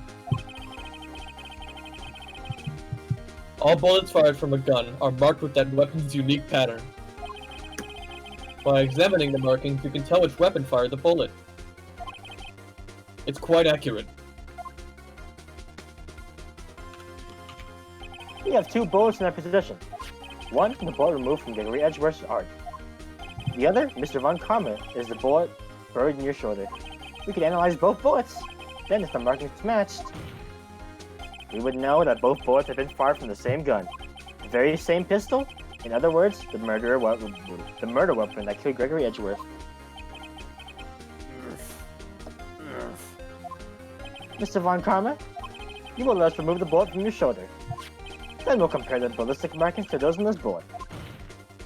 And solve this case once and for all. No, well, Mr. Von Karma? I like this breakdown.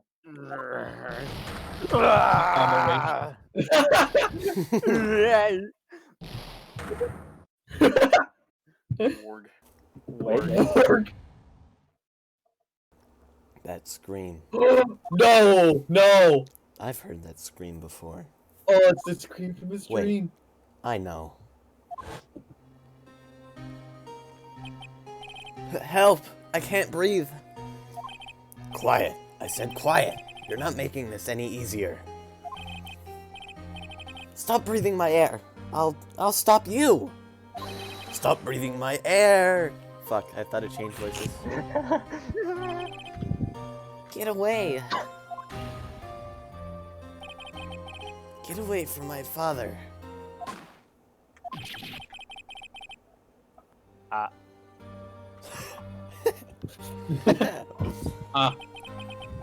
It's that scream I heard in the elevator 15 years ago. On Karma, it was you who screamed.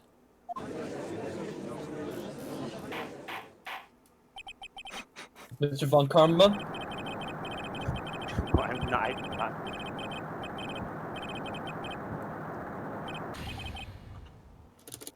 So, it was you. You and your father are my curse. Your father shamed me with the penalty of my record. And you left a scar on my shoulder that would never fade. The bullet. I'll bury you. I'll bury you with my bare hand. Death. Death. 15 Karma years rage. Chief Prosecutor, I am sorry. Von Karma, it's not like you to make this kind of error. I never would have thought that Edgeworth would be the one to catch you. I was careless. I'm sorry, but you will have to be penalized. I've covered for you in the past, but not this time. Edgeworth.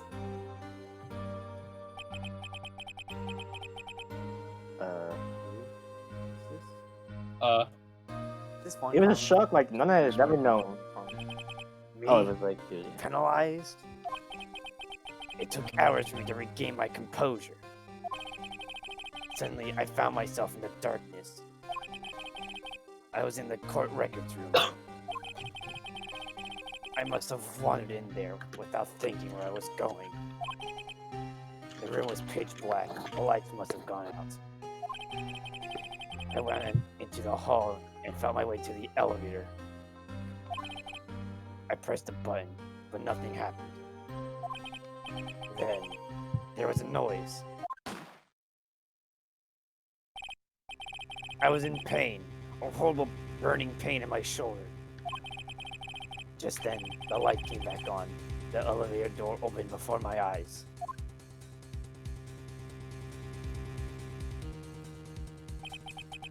I saw 3 people inside, all lying unconscious from oxygen deprivation. Much to my surprise, a pistol lay at my feet.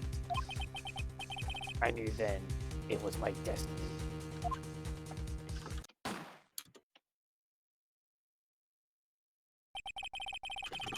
In his last moments, Gregory Edgeworth was still unconscious. He died, never knowing who had shot him. Later, he spoke through a medium, blaming Mr. Yogi. He was fooled. It was the perfect crime.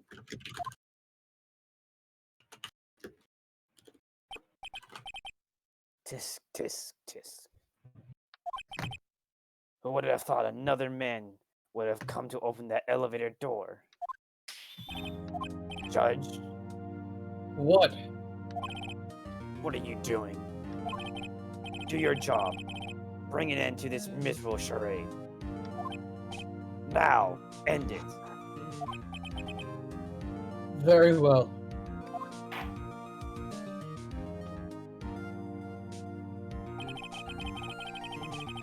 It appears that we have come to a very long way to the end of this maze.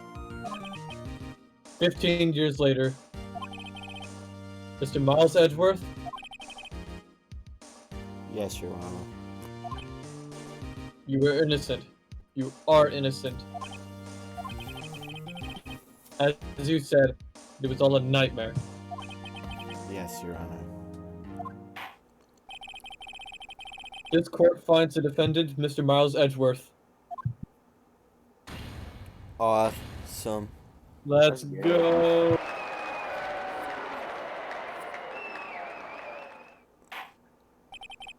That is all. This court is adjourned. Let's get it. Please be the last of that man. Nick, Your Nick, throat, Rose. you did it. Did you see his face? Juan Karma looked awesome. You pretended to be all cool, but inside you crushed him, Nick. Crushed. I gotta say, I'm impressed. It was pretty close though. I was sure we'd had it. I know. I was on the verge of tears the whole time myself. But now it's all just a good memory. So, it's finally over, Edgeworth. Right. Yeah?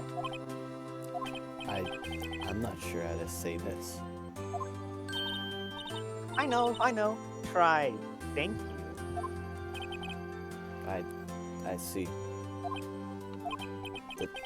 Thank you, right. You're welcome. I think you have done better than that. Sorry, I'm not good at this sort of thing. You got a lot to learn, Edgeworth. He's got you there. Whoop! Gangnam style. Amazing, pal. You pulled through just like I thought you would. I'll never forget this. I owe you one, pal. And tonight, let's party. Dinner's on me. Yeah, my salary went down a bit this month. Well, who cares? See, Mr. Edgeworth? You should take a lesson from Detective Gumshoe. That's how you would say thank you. I see. Whoop. I'm taking a picture of this. I feel foolish. Don't worry. Take it a little at a time. You'll get used to it. It's been 15 years since I've seen Edgeworth this unguarded. Hey, y'all. Lana! You look great in there. Thank you. Yo, Edgeworth, congrats! Thank y'all very much. I knew you were innocent from the start, of course. Just look at you. You wouldn't stick your hand in the cookie jar even if... You were the witness on the first day of the trial, weren't you? Yeah, well, let bygones be bygones, eh? Speaking of which, what are you doing now, Lotta? Who, me? I went back to college. I give up trying to be an investigative photographer pretty quick. Really? That's too bad. Huh? Isn't that the hot dog guy from the park? Oh no. Huh? It's over, Nick. My life is over. What? Why the sad face, Larry? What happened now? Oh, Nick. I'm not long for this world. You don't look sick. It's Kianse. She's going to live in Paris. Paris, Nick. She's leaving me behind. Should have seen that coming. Yo, Edgy, there you are. Yes, here I am. Congrats, Edgy. Here, a little gift from Is me. it $38? Please. I swear to God. Celebration? That's unusual for you. Harry Butts, you came along tonight too. My treat, pal. Huh? Thanks. Looking forward to it. Yo, Nick. That's the suit that questioned me. When he says treat, that's not police talk for prison food, right? Right? I think you'll be fine, Larry. Right. Yeah? What's up? That envelope that Larry gave me, it's got money in it.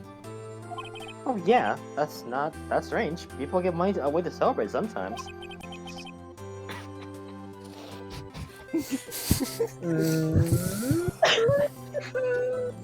I'm trying to say this without laughing. Oh my God. It's $38, right? Oh, a good amount. I mean, it's not a little, but it's not a lot either. 38 exactly? Nick? Wasn't that exactly the amount of lunch money that was stolen from Mr. Edgeworth in school? $38? No. No! Larry, it was you? What are you so surprised about, right? Huh? Larry was absent that day from school, right? But that doesn't automatically rule him out as a suspect. What? Think back to that day 15 years ago. Larry took the day off, but he was bored, so he came into school anyway. I don't think that's how it works. What? You just don't care. And he saw the money lying there, and the rest is history. I never was good at history. Edgeworth, you didn't know, did you? I suspected. I just couldn't picture Larry protecting me like he did that day.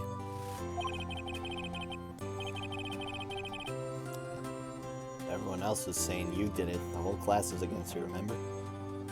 Yeah, too well. Right, you may not know this, but we used to have a saying back in school. When something smells. When something smells, it's usually the butts. Usually the butts. I know. Really, right? I'm surprised you didn't figure it out. Well, this sure is an unexpected turn of events, huh? Edgeworth. You should have told me.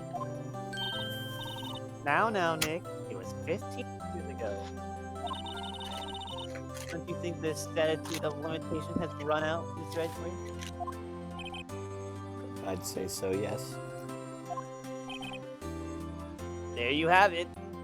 Where does that leave me? I became a defense attorney because of what you two did. Well, you have always been something of an insufferable emotionalist.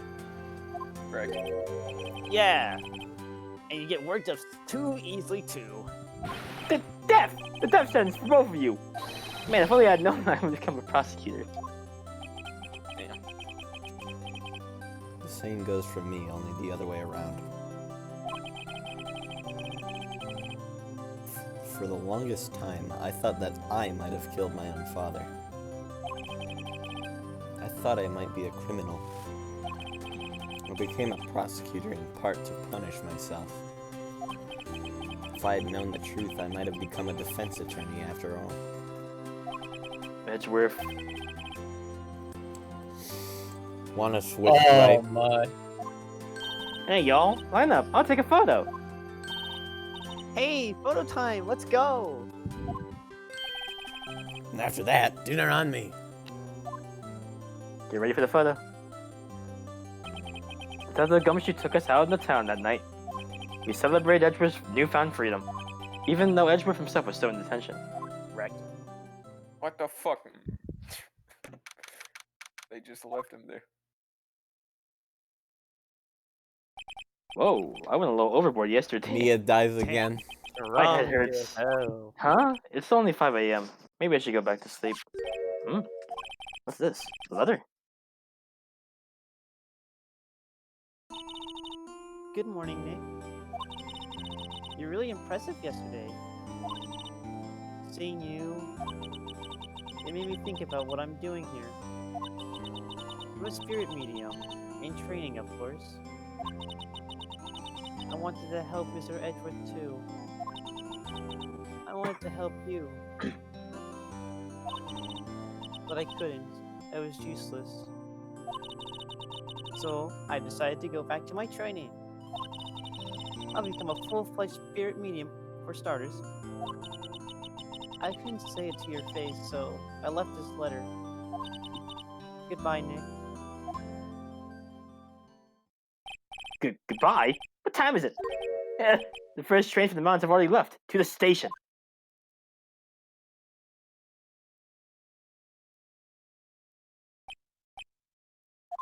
I guess I'm too late. Hey! Nick? Maya! So, you're leaving? Yeah. It's hard being a spirit medium who can't talk to spirits, and I think you'll do fine without me, Nick. Be good, okay?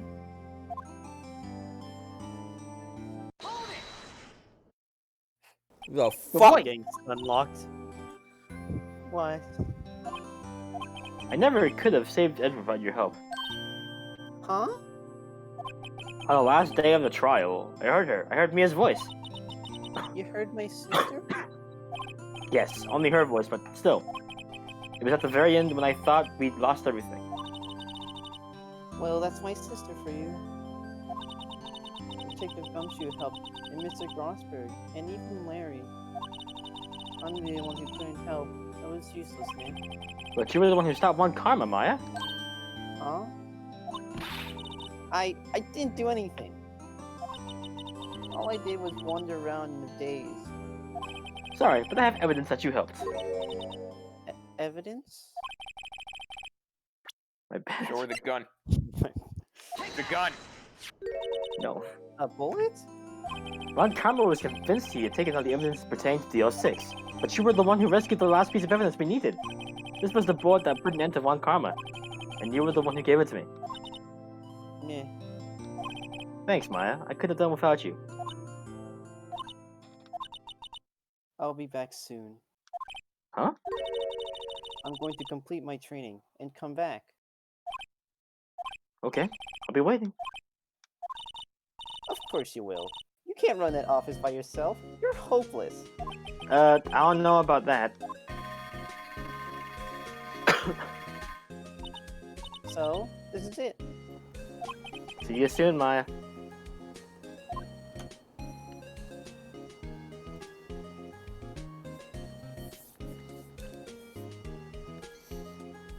Thanks, Nick.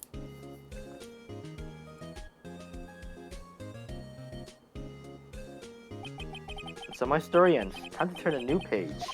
and say goodbye to the novice defense attorney I once was. Now a new story begins. With the same old crazy cast of characters.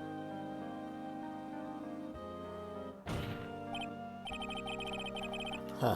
Didn't think you'd graduated yet, amateur. Mr. Wright, perhaps I think you'd like to rethink this claim.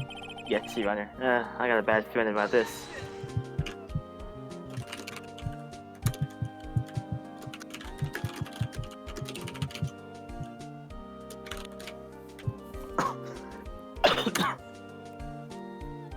Hey pal, Mr. Edgeworth came down to the precinct to wish me a happy new year. Talk about a pleasant surprise.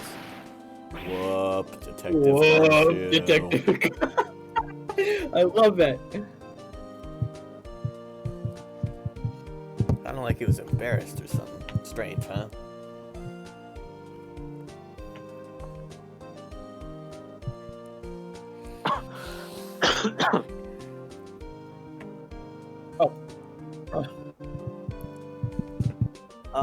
Nick? Nah, I haven't seen anything lately. Ooh, me? I've been working at the cheese shop. But that Missy's a nice lady, but she's not exactly my cheap date. Huh? Oh, she's in Hawaii now, yeah. Damn, he's striking out on everything. Hashtag wrecked. Fucking get good, bro.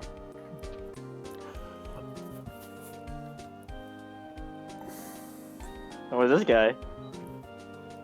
Who? Right? Yeah, I remember him. I hear he's been busy lately. You know, not to ring my own bell, but I sort of taught him everything he knows. I'm sure he's grateful. Fuck you, Payne. Right, sure. Bitch ass motherfucker. I'll go with that. High-pitched screaming objection at. Objection! Phoenix Wright. Ah, the defense attorney for whom I wrote that affidavit for. Yes. Oh, I guess we're not doing this. Nah, you just slow reading. You What do you speak faster. Speak faster, bro. This is going automatically. Oh, it's going automatically. Yes. Oh, no. Penis, right? Are you gonna read? Nah, No. you're too slow. Oh. The reason why you use like the fresh so sense of processing. see.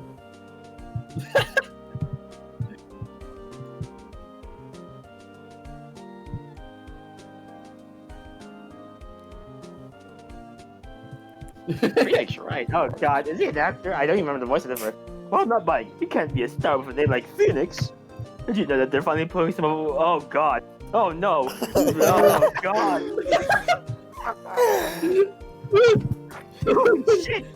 I think I know who's next. Oh no. I'm pleased to announce the Pink Princess is a hit. I'm sure I owe Mr. Wright a great deal. Oh, and I'm keeping my face out of the public eye till the show's over. I wouldn't want to ruin any kid's dreams, you know?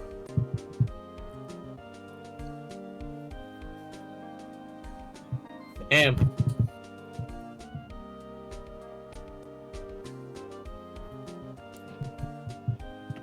Oh, I got a letter from Maya the other day. It sounds like she caught a cold standing under a waterfall.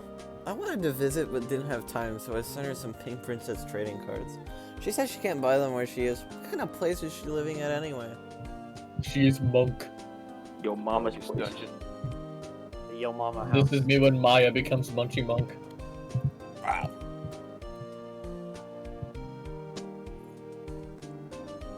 Child. Who's that? You want to talk? Let's talk, Pink Princess. Alright. But, you know, I snuck into the studio the other day.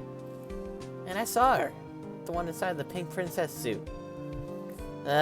What a dog. It was kind of like a shock for a boy my tender age. Hashtag wrecked. Hashtag Wrecked. Wrecked. Guard for life. Wrecked scrubs for days. Fuck you. Yeah, I remember, right? That lawyer guy. Huh, me? I'm in training to become a paranormal photographer. You know that picture I took of everyone? Well, just behind them, there's a ghost. For real. Now that's talent. I'm gonna be famous. You guys, yeah, you guys know. Oh, More credit.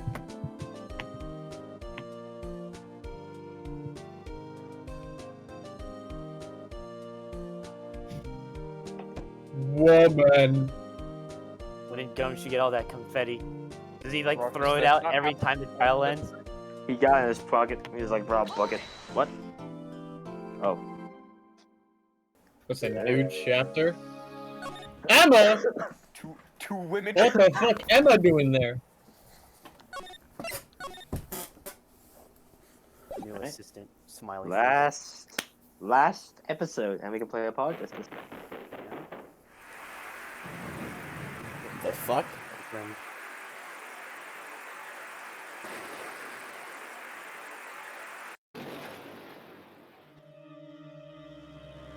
Uh-oh. Cheesy getting boned. Cheesy and Waffle getting boned. Phone again. Oh my god. Get the throw murderer's knife kill. Who the fuck is that bitch? Cheesy getting boned. Obviously. It's been 2 months since Maya left the office. 2 months without a single trial. I've had offers, but none I took. That is, until the day that girl showed up. So who's Emma? You. Okay. Roxas. Roxas can be Lana. Why do I come into the office every day? It's not like I want to work. Is this Slacking. What? Is this Emma? This is Emma, yes. There Why you you are. jump? Finally. Where have you been? My sister's trial is tomorrow. Who are you? It doesn't matter who I am. It only matters who you are. The famous defense attorney Mia Fey. Wrong person. You stupid. You don't even know what 9 plus Oh, 10 is. you're not Mia Fey, are you? She's dead. I'm dumbass. sorry, but Miss Mia Fey is no longer... No works here. So you are the coffee boy? The pea boy? Phoenix Wright. A defense attorney? Right. Right. Wait! You're the Phoenix Wright? Phoenix Wright from the Edgeworth murder case? Yes, that's correct. It wasn't Edward who was murdered, though. That's a relief then. You're better than nobody. Damn right. Sorry, I'm afraid I'm not taking cases right now. But you are Phoenix Wright, right? Right? The undefeated Any more defense jokes, attorney? Look, I'm not accepting any new cases. I'm sorry, but you have to try elsewhere. Please. I'm out of time. But Please, you have to help. It's my sister.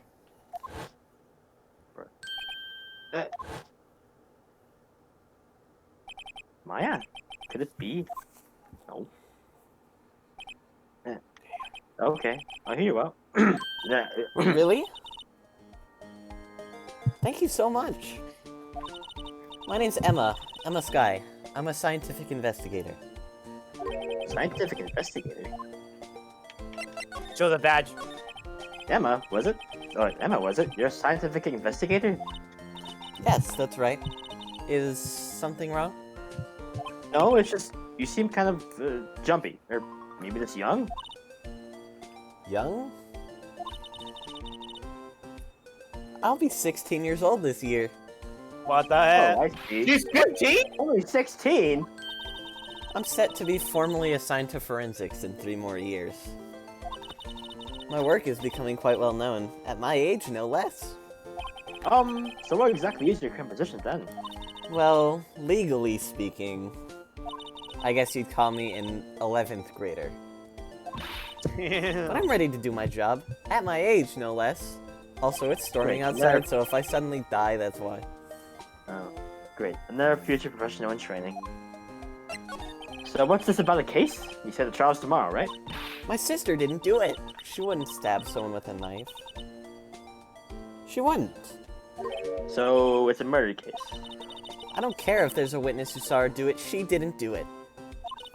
I know she didn't do it. It's a scientific fact.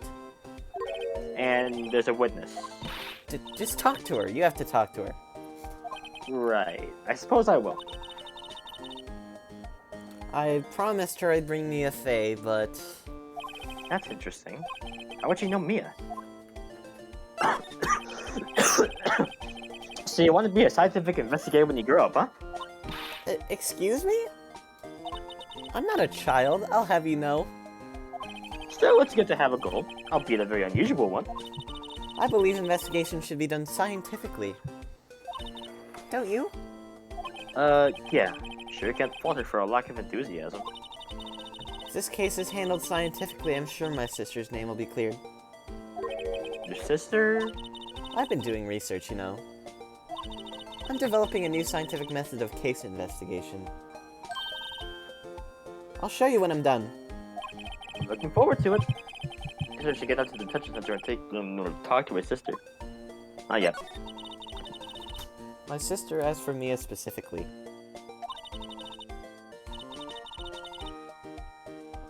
This Mia Fey person was a few years below her in school. So they went to the same school, huh? She always told me to go to Mia if I ever needed a defense attorney. And, well, I need one. Incidentally, Mia woman. Now that you mention it, I guess it is more of a woman's name than a man's. Well, it's nice of you to help your sister out like this. You must be close. Well, actually, when she gets like she is now, I kind of hate her. Huh? But she's my only family. Your only family? What about your parents? They died in a car accident when I was little, like Persona Oh. 3. Sorry. I'm sorry. Damn, there goes Ross.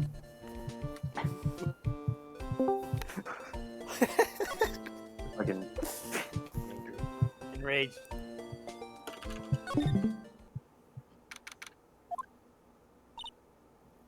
I wonder what's wrong with Emma. She got quiet all of a sudden as soon as we arrived. This is Lana, Oh, Roxas. I don't even know what she looks like. Just So, make up any voice, I don't know. God, Just change it. I thought I told you I didn't want visitors. Sorry, ma'am. It's just your sister. No excuses. Or did you not want to raise this year? Hmm? Understood, ma'am. What was that all about?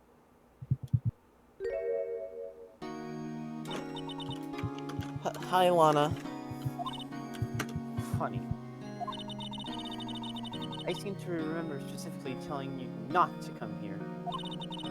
Perhaps my memory is failing? Look. I didn't want to come here either, okay? But your trial's tomorrow and you still don't have a defense attorney. I'll be the one in court tomorrow. This has nothing to do with you, Emma. Isn't that right, Mr. Wright? Hey, how do you know my name? Mia mentioned. Fuck, I thought it was Emma. I've heard quite a bit. I'm sorry. What exactly is it that you do? My name is Lana. Lana Sky. I'm a chief prosecutor for this district. You're a prosecutor? Two sisters, one a lawyer? Could this be a coincidence? Emma, Lana? I mean, they're just like...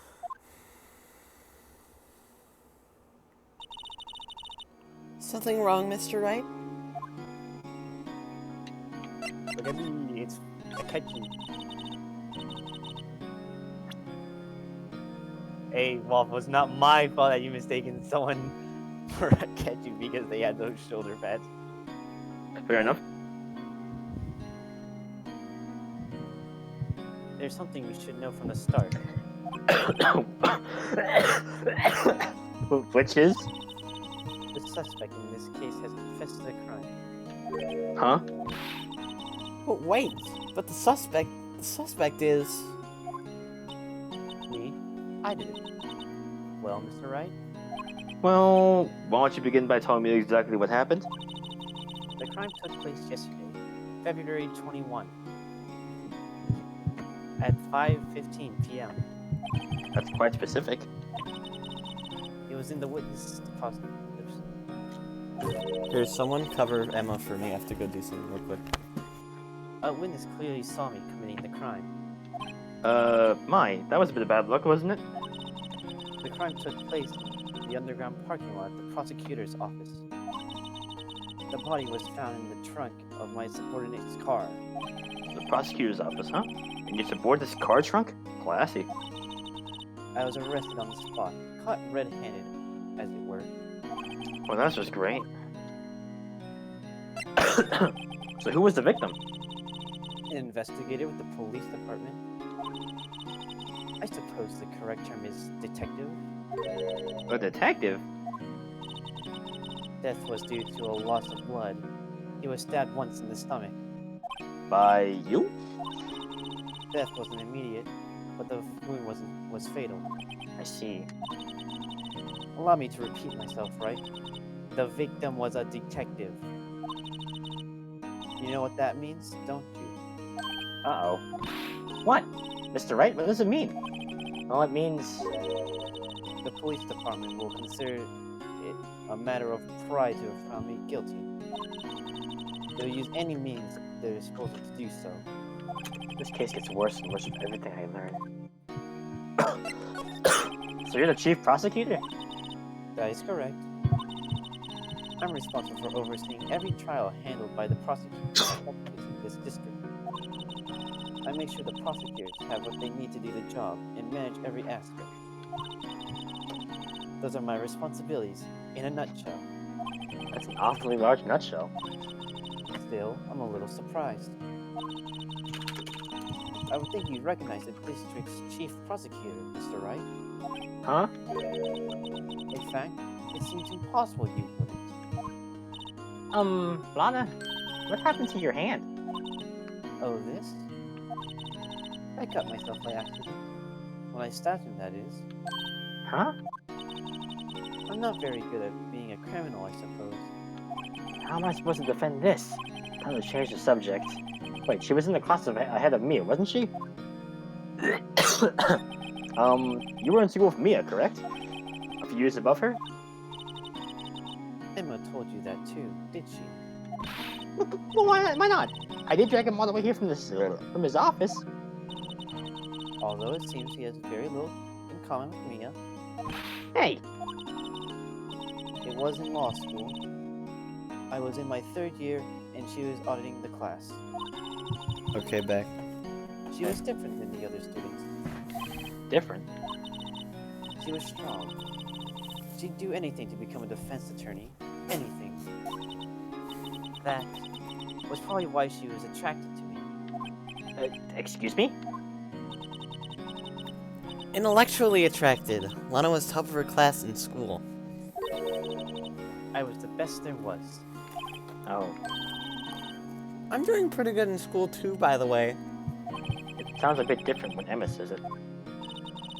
Well, Mr. Wright, Excuse me? as you can plainly see, I am admitting my guilt. I think it's safe to say there's no way you can take this case. None. But Lana... Why? Why are you doing this to me? You never think of anyone but yourself. I know you didn't do it, Lana. I know. So how can you say you did? If I lose you, I'll be all alone. I hate you, Lana.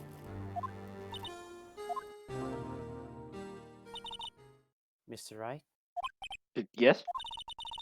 I believe our discussion here is ended. The rest, I leave to you. You mean you're requesting my services as a defense? Don't lose any sleep over it. The client has confessed after all. The case is over. Right. I'll do what I can to get to the bottom of this.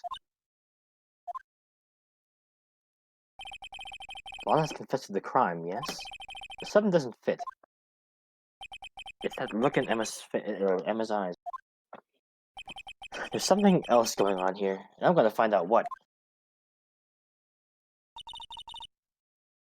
I'm sorry, Mr. Wright. Huh? About what? My sister, she's not always like that, you know. I just never expected to be defending another prosecutor again. She's changed a lot. She used to be so gentle, always smiling. Everybody liked her. I see. Sorry, but I'm having trouble imagining that. What happened to her? I don't know for certain myself. Maybe she, well, maybe not. Sounds like there's something there that defies a simple scientific explanation. Let's go check out this underground parking lot, the prosecutor's office, shall we? Okay. Do Do it. No. Do it.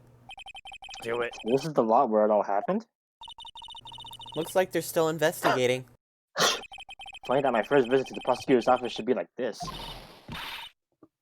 Hey everyone, keep up the good work. Hey, what are you thinking? Well, they are going to be my coworkers 3 years from now, after all. No harm in saying hello. Actually, there is. You know, attorneys aren't supposed to examine crime scenes. I'm trying to not stand out too much here, see? Oh shit, this is like a western guy. Nuh-uh. Cowboy. Who Nuh-uh. wants to be cowboy? Big, you be a Uh-uh. cowboy. Big, Oh, yeah, you cowboy. have to be the cowboy? Yes. Hey there! You expecting to go unnoticed around your partner? Partner? Oh my god! That was not what I was expecting. What do we have here? Looks like a bambina got loose from the ranch and is up to no good. Folks gotta learn to keep them doggies tied down, partner. Mr. Marshall. Marshall looks more like a sheriff. Oh my god. Wow. Looky here, bambina. I know how you feel. But this is my gang, Gold Strike, see? Strike? This is our clan, our territory, with the mother load of evidence. If you're fixing the messes with ours, don't regret it, partner. You know what dreams the cacti out there in the desert dream? You want to? What's this guy talking about? You head along home now. Happy trails, bambina.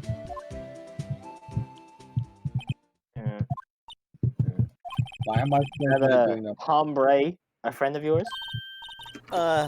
Kind of, sort of, yeah. He's a detective. Who thinks he's a sheriff from the Wild? Oh, who thinks he's a sheriff from the Wild West? It seems. Wallet. Wallet. Wallet. Excuse me, officer. Well, wait, what are you doing, Mr. Wright? What am I doing? I just found a wallet, so I'm handing it over to the police. I don't believe it. This is real basic.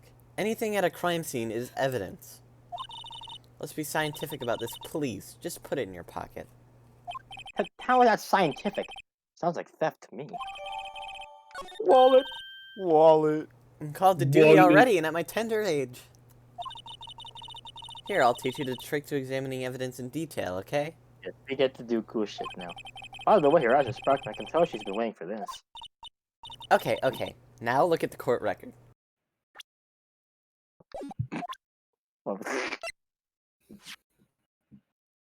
Wallet. You have to be sure to examine evidence carefully on all sides. Now let's start examining from every angle. Wait. Wallet. Whoa! Whoa. This is cool. Look at the wallet. Wallet! Oh look, I think there might be a clue here. You should check it out with the press of enter. It's actually a ID card. This is an ID card. Sergeant Bruce Goodman, ID number 5842189. See? Well, isn't scientific investigation useful? guess. I don't see what science has to do with this. The wallet! No, it's gone. Let's be sure to examine every piece of evidence we find. I guess I've got to be on my toes from now on. Examine your badge. Examine your badge. What do you think I'm gonna do? Badge! Badge! 268. Screw! Screw? It's not a pin, it's a screw. Screw you. What the So this is what the back of the badge looks like. And I always thought it had a safety pin. She knows too! Each badge has a number carved into it. That way you can tell which attorney it belongs to. You mean you couldn't lend your badge to anyone? Nope, I'd be found out right away. Well, that's no fun. To give it to Edgeworth. I Badge! think you'll like it. Badge! The model for the Right. model that Nico needs for the badge is right here. Oh, right. Slide to the right. Damn, that is one way to die. Oh. Ooh. Well, no time to waste. Let's get hunting for clues.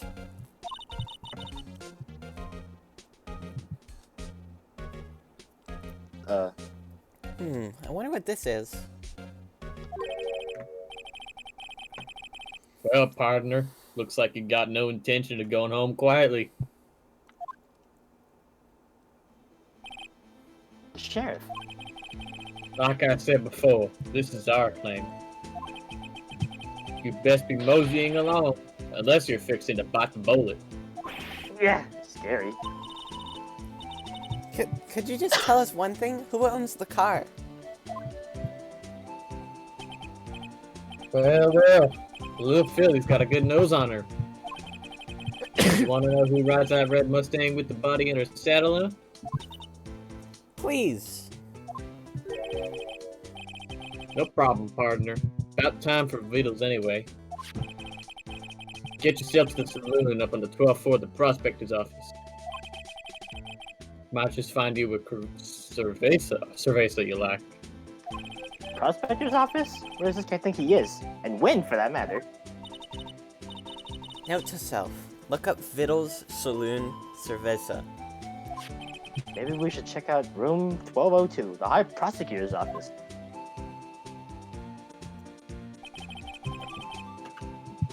In any case, stay away from the car. You can look around here all you like, just keep your balls off our claim. Sorry, Jug just like... Hold on.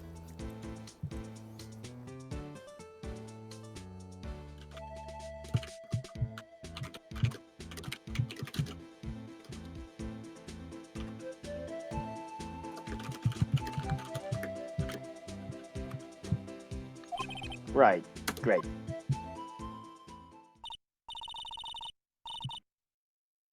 Great. Maybe there's some clues around here, Mr. Wright. Let's check it out. This is a woman. Excuse Roxas? me? Oh. Were you two all set? Us? I knew it should have been Roxas. I mean, do you want to do a Roxas? Sure, why not? What's this? It couldn't be... She's got rice cakes on her hat. You're selling lunches? Here? This is a crime scene.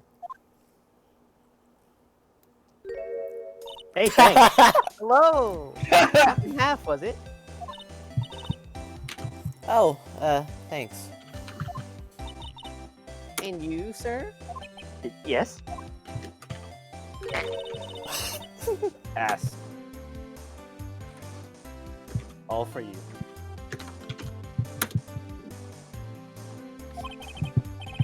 Thanks. Interesting way of doing business. These areas off-limits for anyone without clearance. Especially passerbys. Or are you officers? No, but you don't exactly look like the type to have clearance. Well, that's hardly a way to greet someone. Even if my days as a cough of queen are over. Cough up, huh? You know, I'm feeling kind of full. Maybe I'll pass on lunch. I'm quite connected to the case, you see. The images are blurred into my eyes, you might say. Yes, all the sordid secrets. Secret? Hear me. You are a slow one, aren't you? Fucking Roxas. I'm referring to the murderer, the stabbing of the detective. What?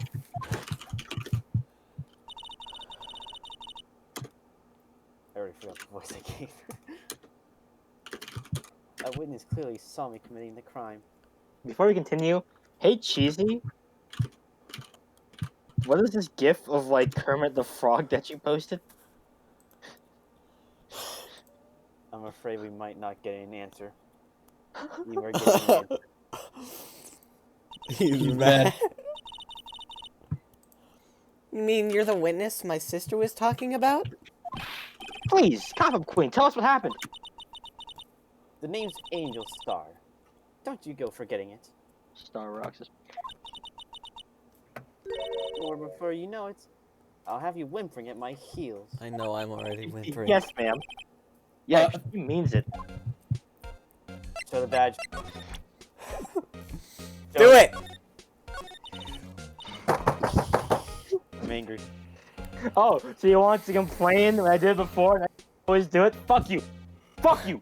No, now you made it a staple of the when you gotta do it to every single character. Fine. Somehow I knew. Yesterday was a day of destiny. I knew something was going to happen. Just like I know that the daily special on Friday every week is salmon. Destiny? Yesterday's special for some reason? You're the defense attorney, right? You should know then. You should know the foul misdeeds of the evil ones who haunt this den of iniquity. Evil ones? Prosecutors. They have no qualms at all about blackening the name of innocence. And yesterday they paid homage to all the evil one of all. They gave an award for King of Prosecutors. What a farce. I wonder who got it. So she's saying there was some sort of prosecutors convention yesterday. I was almost compelled to lace their lunches with something foul. Do you have a personal grievance against prosecutors or something? Or is there just some kind of scientific evidence this is, evil? Young miss. Mark me at your own risk. You'll soon find out why they call me the Cough of Queen. Ew! The most heinous of all the evil ones. The one they awarded yesterday. It was in this car that they found the body. Is it fucking Edgeworth's car? Yeah. Proof that he devours the evilest lunches of all. Yes, that is his car. Oh my god, the only reason I know that is because of the Edgeworth video. Oh my god, you're right! Really? What? I'm totally confused.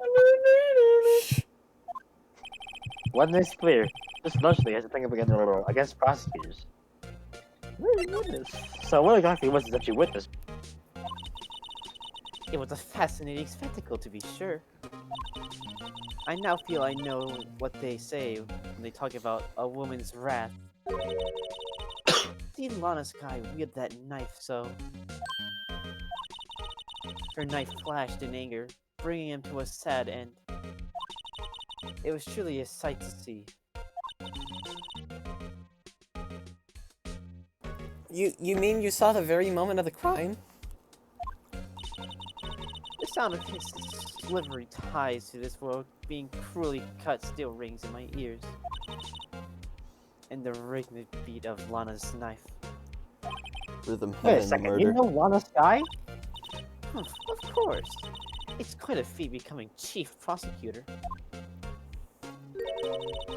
How many lunch boxes of sin did she pack to make that journey, I wonder? I love this lady. She reminds me of Roxas, and she is food. She always travels light. Why would this pretty lunch lady know the chief prosecutor's name?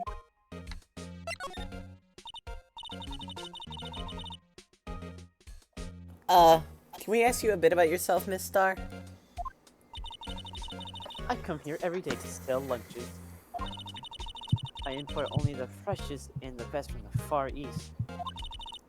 For some reason, the box lunches are a hit here. Why not make the lunches here rather than import them?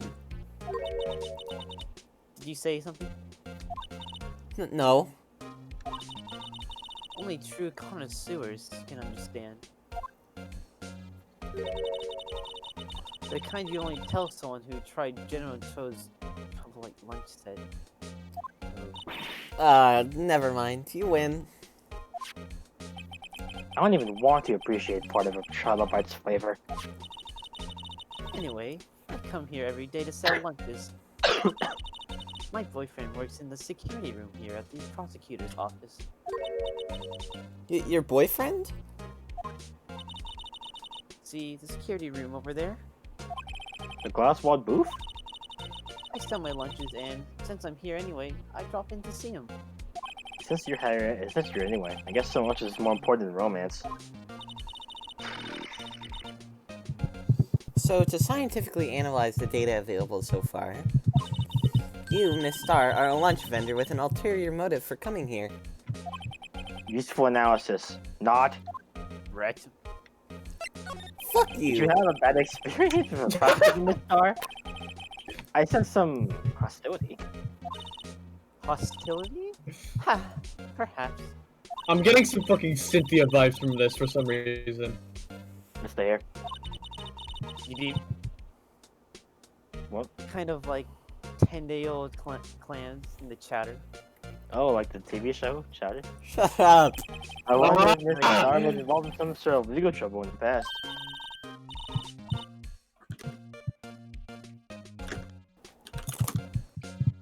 That'd be a sure cause of food poisoning, scientifically speaking, of course. I mean, now you're talking cough up queen. I thought she was just a lunch vendor, but now I'm not so sure. You got it? Wait, I didn't mean to present. I didn't mean to do that. A defense attorney must be able to fight. How about you? Do you think you can win?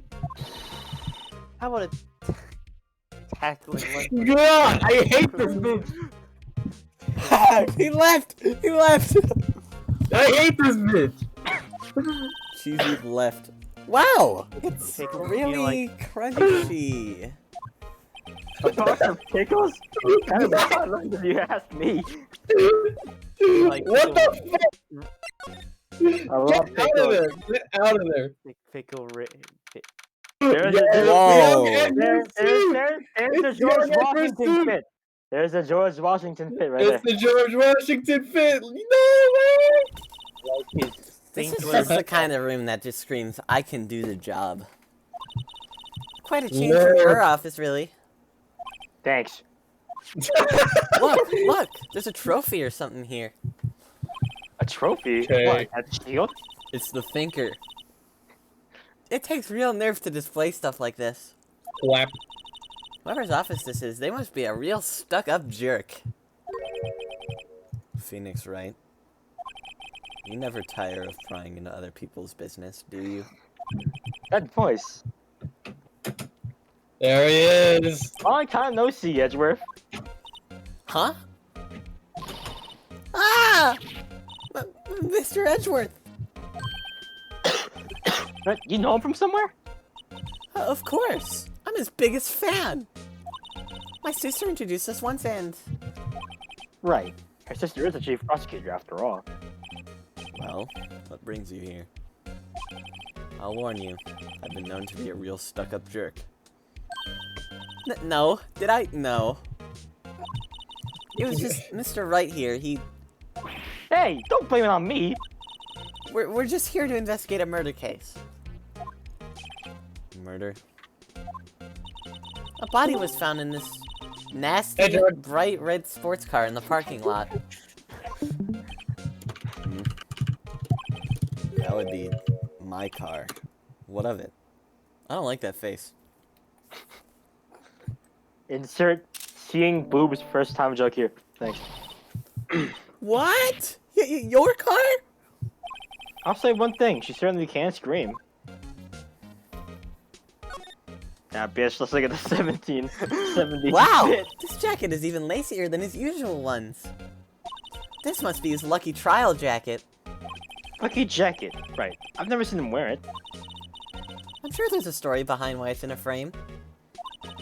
Maybe I'll be naughty and take a picture. She's getting way too excited about this. Hey, look, it's the Steel Samurai. Awesome. What is that computer? Oh I've my been god! wondering. It's like it's like a netbook. brick. Oh my god. It's like Bro. a giant. It's like a giant Large like Game Game Boy. Boy. It's like a giant Game Boy. What the heck is this? Big Nintendo DS. It has a big K on it. Prosecutors. Huh? What's that? It's the King of Prosecutors trophy. King of Prosecutors? We're just gonna gloss over that. Yeah, I'm just not gonna mention anything and move on. It's not funny. That's so funny. Yeah! What is Yeah. wrong with you people? It's a great honor to send that shield to the best prosecutor each year. What? So? So that K, that's K stands for king? Yeah.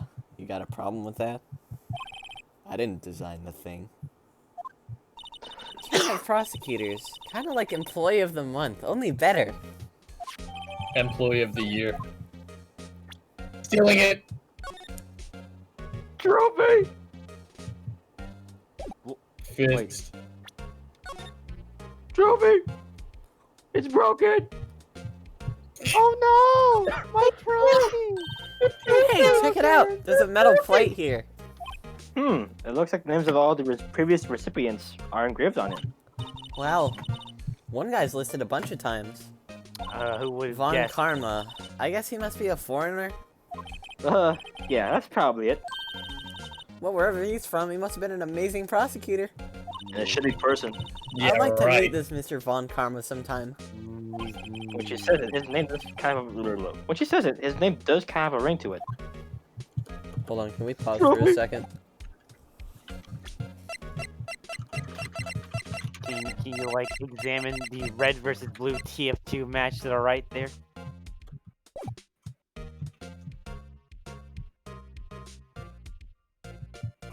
Game Boy. Shit. Game Boy. A work desk. It's quite tidy as one might expect. Yeah, I like how Devious says like, "Hey, I'll be right back." Looks at giant DAS Game Boy. Huge Nintendo DS. What a nice desk. Easy to use and easy on the eyes.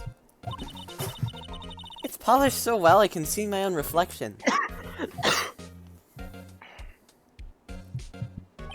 Strange. Why not just picture Detective Gumshoe? Maybe I'll take that name plaque as a souvenir. Steel. He'll sue you. Yeah. Steel He'll sue you. Samurai! My. What an amazing bouquet. Just right for Mr. Edgeworth. No kidding. Hey, there's a card in it. Back from the dead. Wendy. Wendy? I've heard the name before.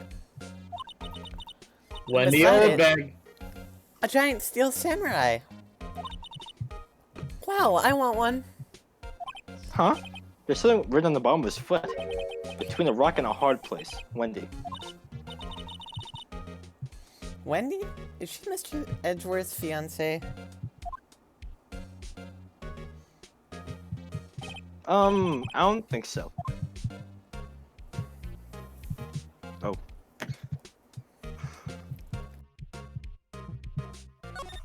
Tea. It's tea time, Ooh, Doctor. cute. What a pretty tea set.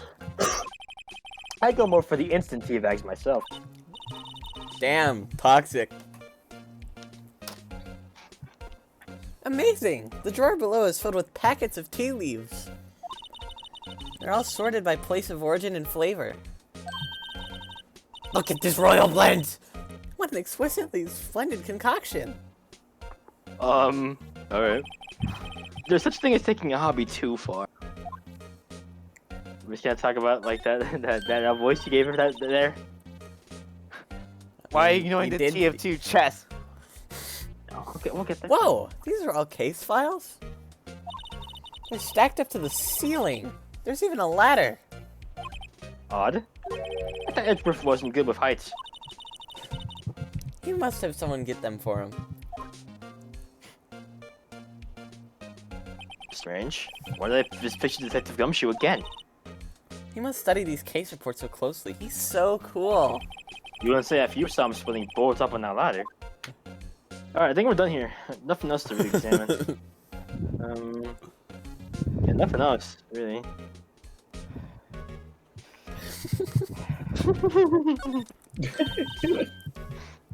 Hey, a chessboard. I'm not too up on my chess. That looks like blues in a bit of a tight spot. The red knights have surrounded the blue pawn. Huh? Those horses are mounted knights. Their swords have really sharp edges. Edges. And check out that poor pawn. His head is kind of spiky. Kind of reminds me of you. Mr. Edgeworth must be an avid chess player. I did What's one. wrong, Mr. Wright? Edges surrounding a palm with spiky hair. Oh my. I forgot he was here. So, the body was found in your car? Go ahead, say it right. You think I did it, don't you? It's easy. After you went through all that Everyone's trouble here. to help me That's last all. year, no less. We got everyone but the small No. attorney. We don't think you did it. Oh, hello, Jug. I mean, it was my sister who stabbed him. Wait, no, she didn't do that. I mean... Wait. So you're the chief prosecutor's little sister, then?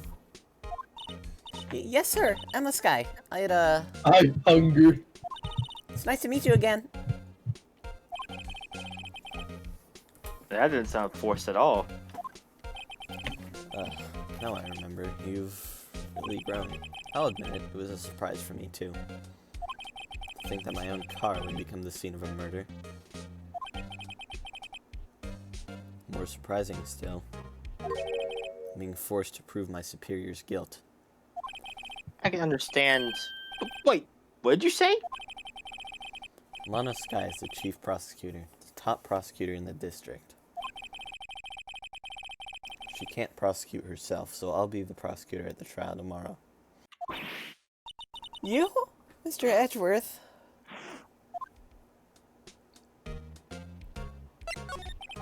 To be honest, it's a bit of a miracle I'm still here at all. What do you mean? Rumors. You've heard the rumors about me, haven't you? Miles Edgeworth. It's hard to remember a time when there weren't rumors. Forging evidence, arranging false testimonies. Thanks to you, Thanks to you, my innocence was established in the trial at the end of last year. However, there are some who say I'm the one responsible for the current incident. What? That's crazy. Some people need very little excuse to think ill of others. Why the fuck did they just like skip on that? What the hell? It's a fact of life, impossible to stop. But some of them even go as far as to present me with toys like this. They think it's funny. Toys? That bronze shield? There's gotta be a story behind that one. Chief Prosecutor Sky? Yeah. We first worked together on a case 2 years ago. It was my first big case. That's right, I remember. 2 years ago. I wasn't even a lawyer yet.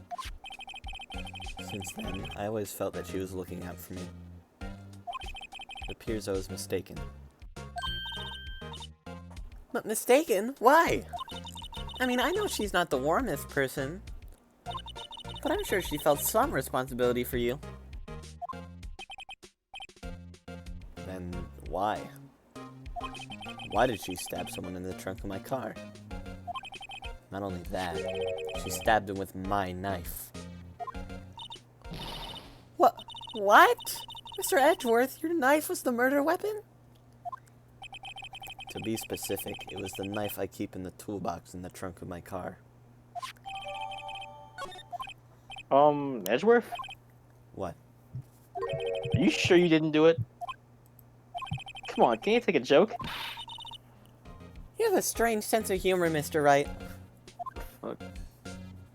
Oh god, when he went that up, I couldn't see his eyes and it just looked like he had an empty face.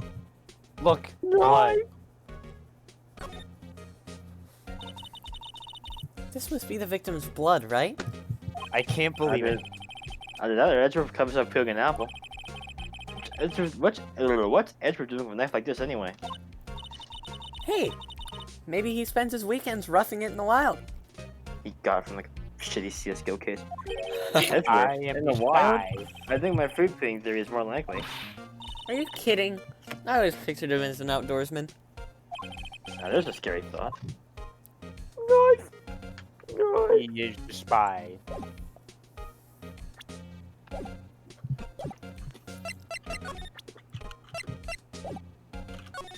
Wait now. I'll go back, I think. You should have shown him your attorney badge. I'll go back. I'll go back. I'll go back. I'll go back. Oh no, I hope you're he actually told doing it. you.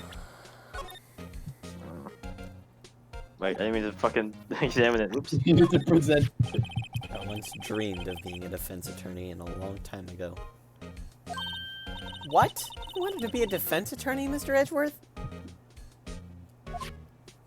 Yet my path is laid out clearly before me. I have no time to reflect on what might have been. So basically, this says you were the best of the best last year, huh? You can take that foolish grin elsewhere, right? Yeah. I lost a day of work to receive that travesty. Huh? Why that? I had to go to the police department to receive that broken shield. The police department. Yes, right next to the police station downtown. You've been there, haven't you? Where Detective Gumshoe works? Yeah. I was wondering something about your shield. Why is it broken? What does it matter? I've got more important things to worry about. Oh, right. Doesn't seem too concerned about his reward for better or for worse. Yesterday was a very busy day for the prosecutor's office. Maybe we should ask him more about yesterday?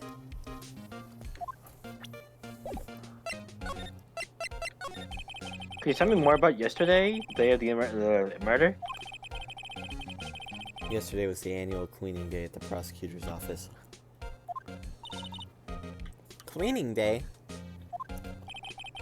Working with the police department, we sort and file all evidence for solved cases. We call it evidence transferal.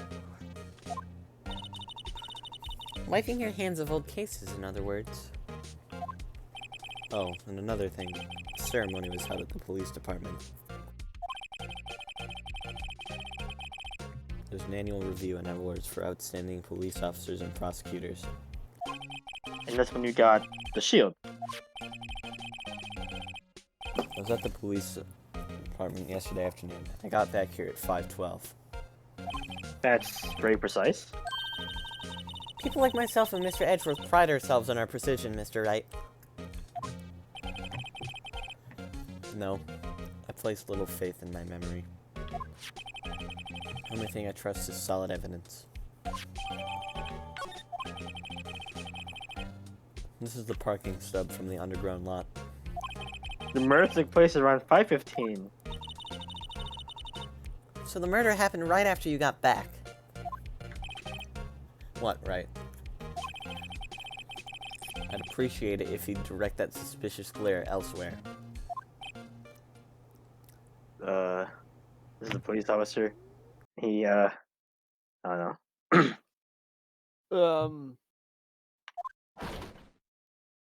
Oh. Looks like he's come straight out of Lupin. Excuse me, but is Mr. Edgeworth anywhere on the premises? I'm Edgeworth. What is it? I'm here, sir, at the request of the chief, sir. I've got your report, sir. Report? What? Did you find new evidence in the case against Chief Prosecutor Sky? I don't like the way this conversation is going at all. Sky, sir? No, sir. This looks like an outfit that the Sky's Lupin would wear. Yeah. You wear this, Waffle.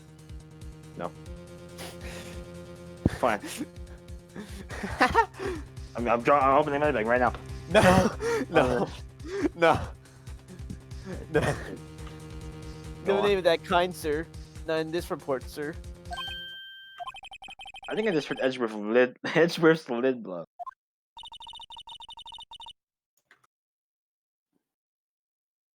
Mr. Edgeworth's lid isn't on very tight, is it? I made a clear request to the police department, did I not?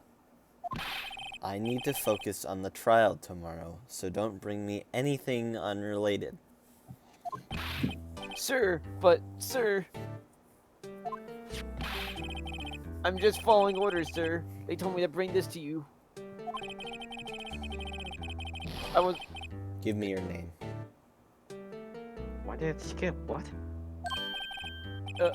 Yes, sir. Meekins, sir. Officer Meekins. Right. Officer Meekins, take your report and leave.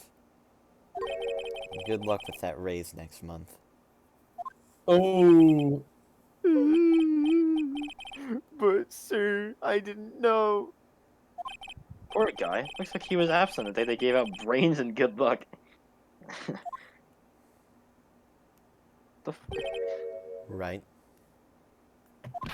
Yes, sir. You got me off guard. As you can see, I'm busy. You may leave now.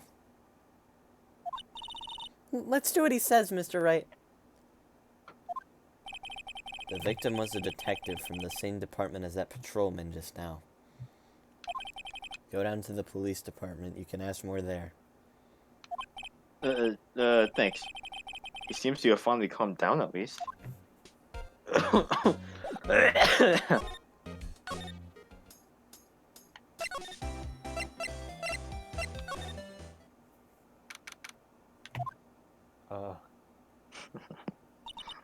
We're finally here. Why would they put the police department so far away from the prosecutor's office? Beats me. That took almost 30 minutes by taxi. And traffic wasn't even that bad. The police department, huh? I've only ever been to criminal affairs next door. Hmm? Hold on, what's that?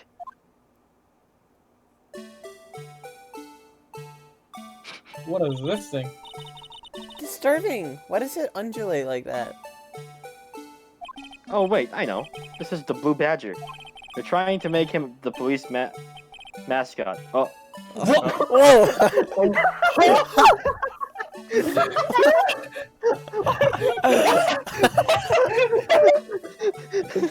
Okay, that's going in. That's being clipped.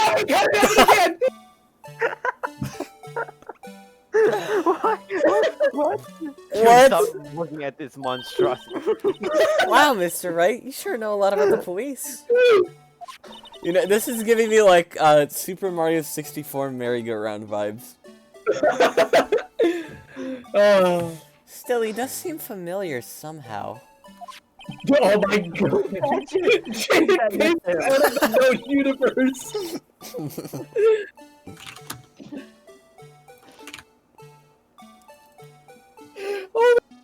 Someone appears to be dancing with the Blue Badger?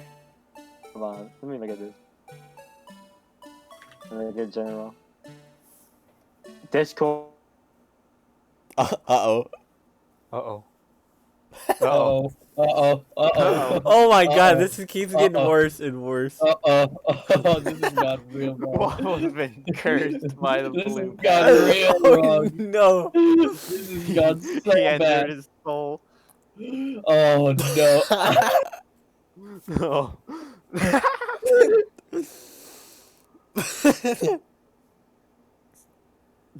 God, dude. Smile. Oh my god. You have to lose some weight here. In front. Oh, and he didn't save. No fucking way. Unless it like auto save. I don't think it does that. might be a Oh problem. no. Oh, it's back. Oh. It's back. Ooh, Okay, okay. Game's fine. okay. We saved. Thank fuck, dude. Yes, Save save right now. now.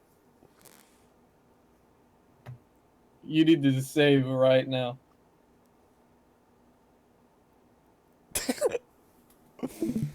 Oh, he's gone. All I see is reset now. Resave. Pink. Fuji. Smile.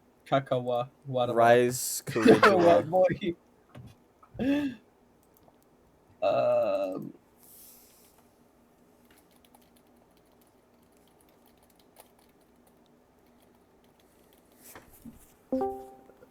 Oh my god. Oh, You good? Waffle. Waffle. Are you fucking kidding me? Hey guys. I think you've been cursed by the blue badger.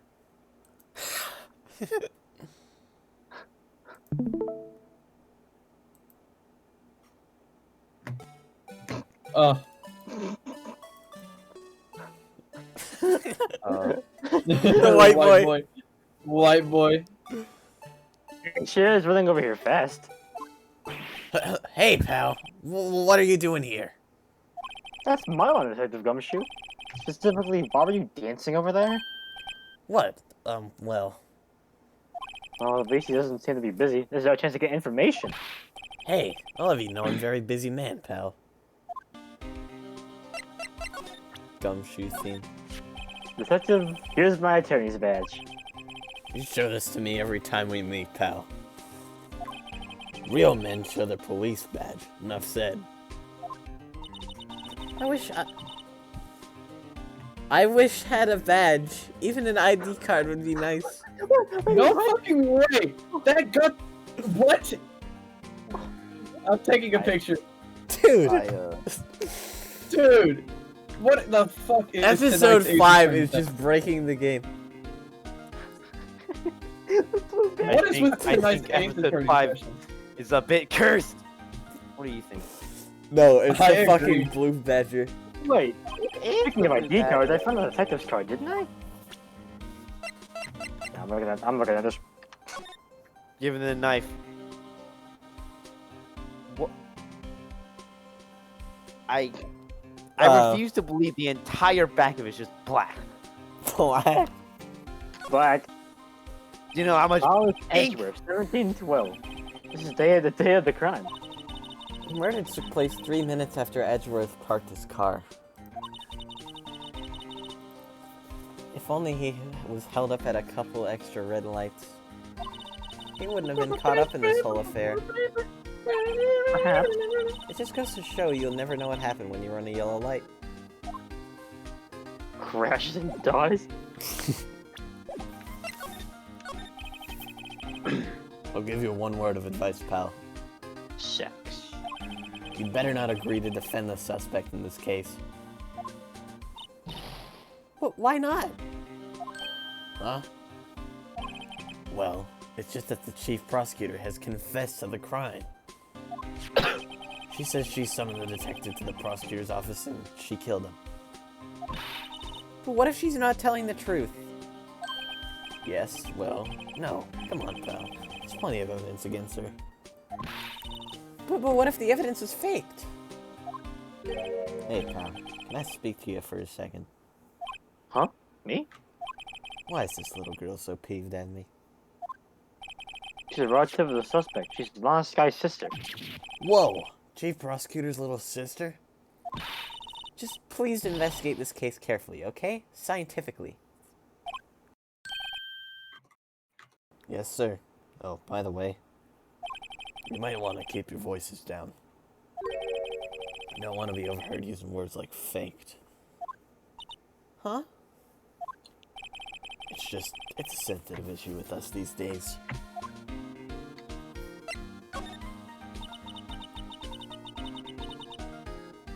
So, what are you doing here, Detective Gumshoe? Me? Oh, nothing really. They kicked me out of criminal affairs. Detective Gumshoe, what'd you do this time? What do you mean this time? Then what happened?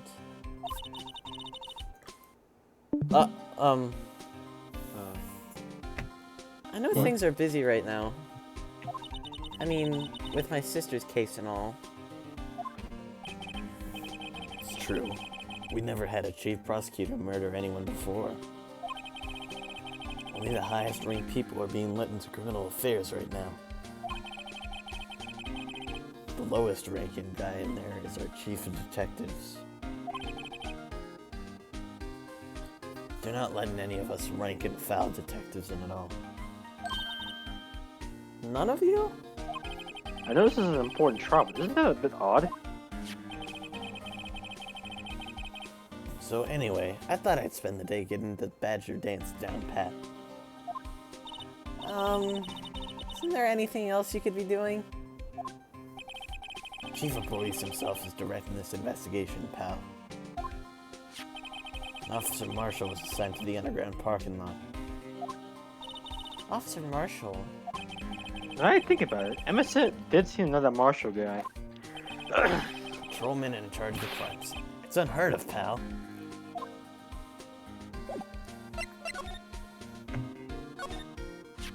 I was wondering about that. What? The Dancing Blue Badger? It's my masterpiece.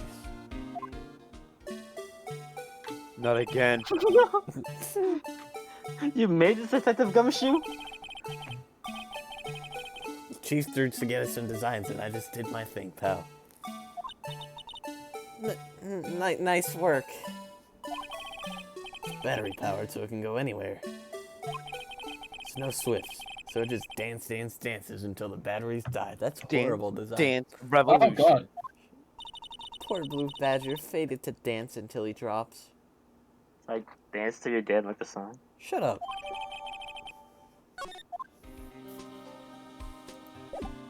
Marxist language. Huh? Looking.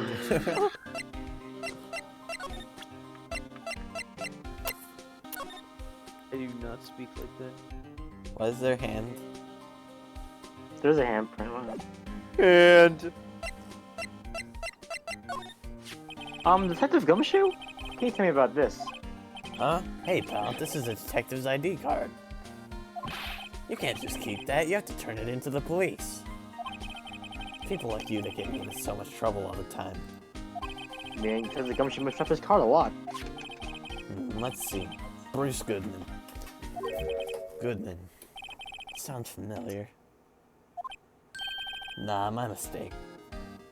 I was thinking of Mr. Freeman. Whoa! Now I remember. Bruce Goodman. He's the victim. That's what I thought. Can you tell us any more, Detective Gumshoe?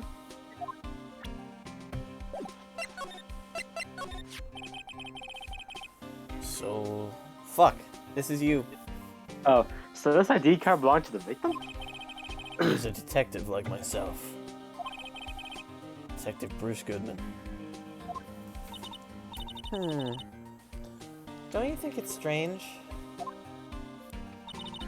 I mean, why would the victim's ID card be lying on the ground where we found it?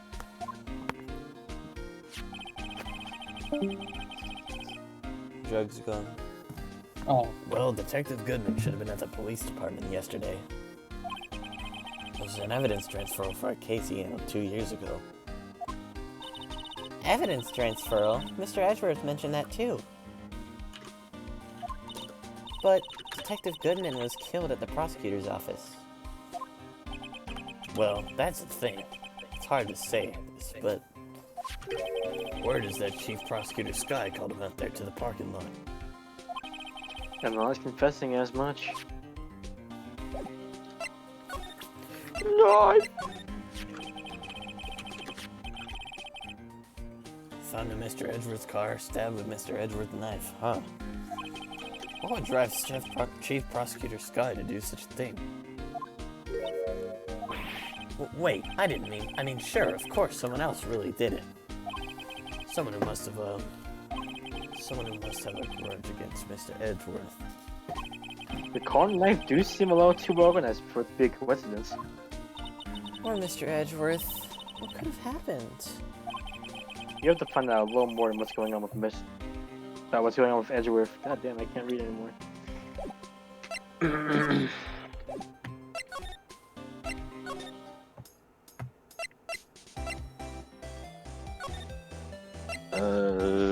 Where do I go back here? I think I am entering your house. don't do that.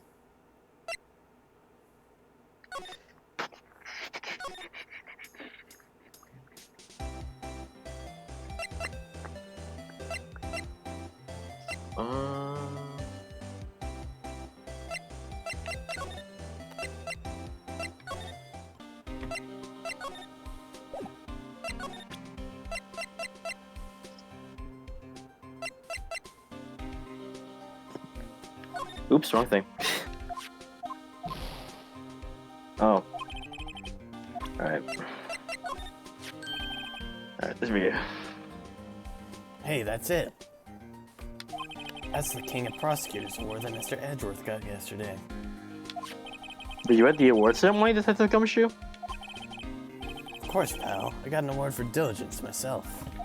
Yeah, congratulations. I was wondering, why is the award a shield? And why is it broken? Oh, there's a reason. I'll tell you what it is later. Apparently he's forgotten. But I was proud of Mr. Edgeworth for winning that award. Even with all the naysayers in the prosecutor's office. Naysayers? Must be because of the rumors.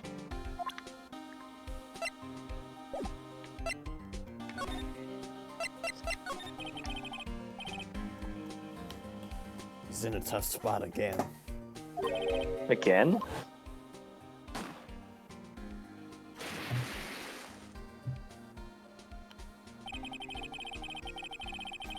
Well, it started with the murder of that defense attorney Hammond.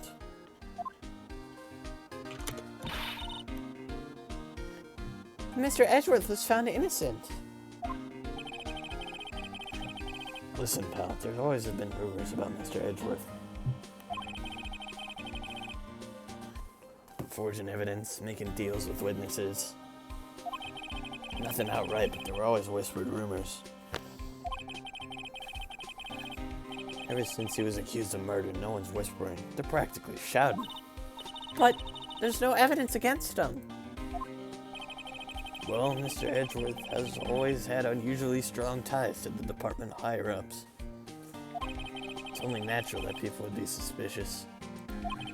I had no idea he was under the gun. Anyway, this latest case has started a new rumor. People say the only reason he took this case is because he's aiming for the chief prosecutor's position himself. What? But I know the truth, pal. Nobody wants to be the one who's to prosecute the chief prosecutor. Mr. Edgeworth is biting the bullet on this one. He's doing this for all of us. And that's all I know about that. I'm not officially on the case, you know. Thank you. Why aren't you handling the case, Detective Gumshoe? You met the guy who is... what's his name? The guy in the parking lot. That'd be Officer Marshall. He was appointed directly by the chief of police. Officer Marshall. Is he some kind of Wild West sheriff or something? Jake Marshall's just a regular officer. From West LA. For a moment there, I wasn't sure. Look, pal, let me try to make things a little easier for you.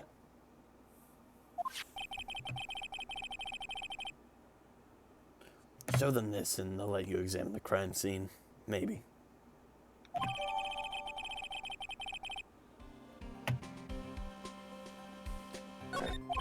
I'll be surprised if this gets us anywhere.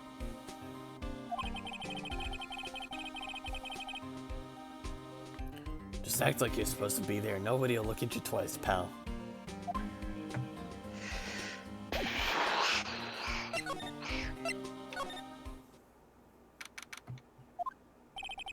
Looks like the investigation is still going. Who?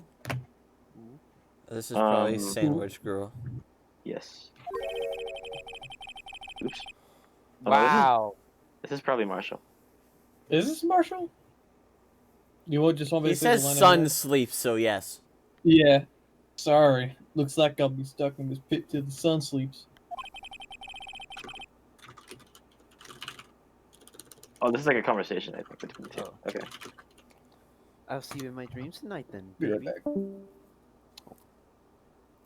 baby. back. Baby. Oh, still here? Ah, hello.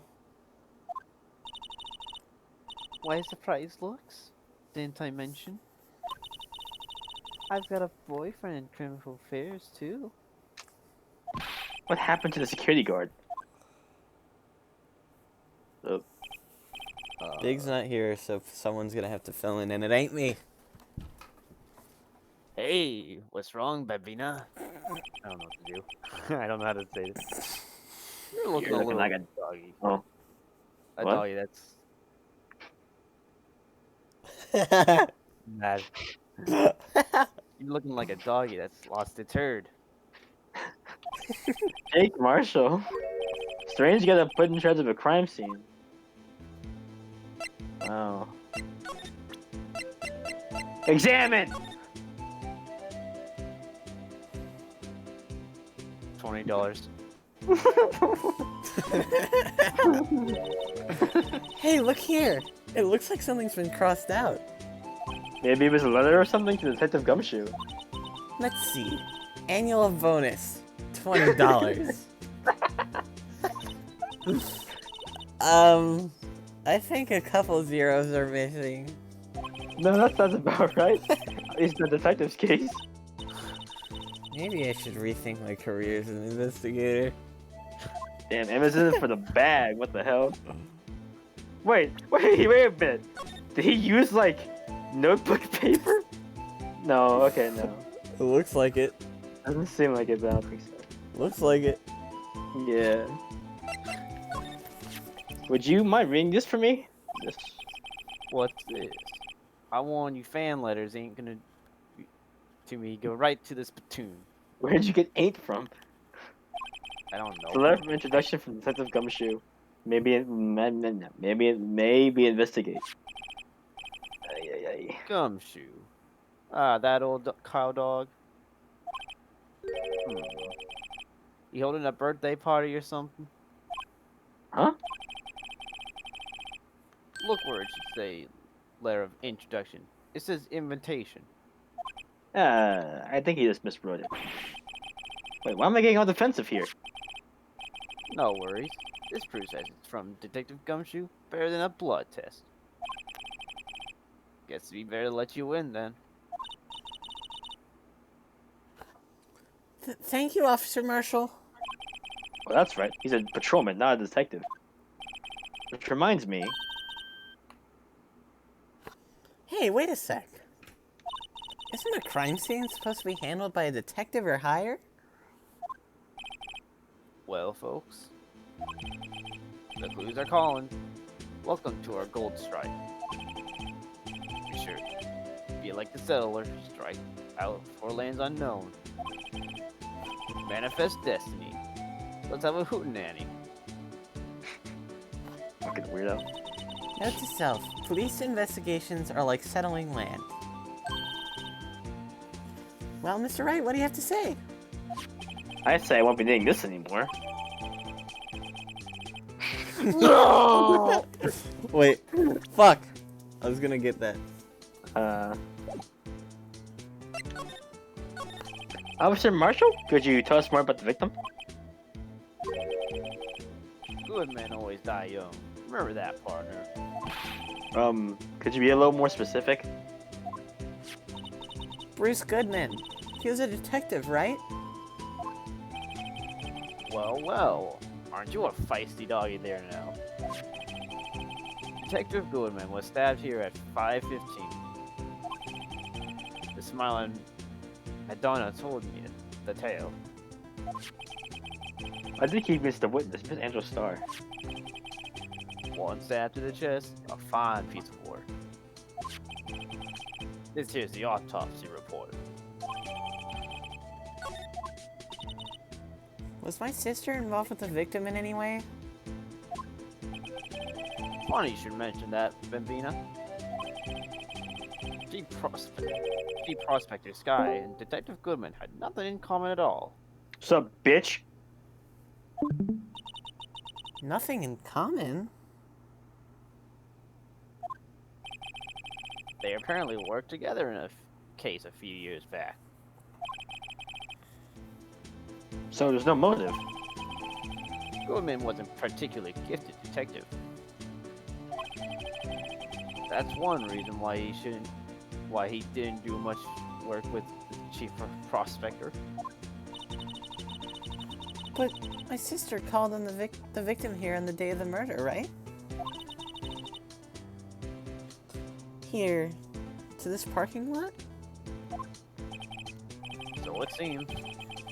Like calling an unarmed man to a shootout at high noon. Marshall. High noon, like the McCurdy. Okay, then. Wait. I mean, offense, but Officer Marshall, you're a patrolman, right? Not a detective.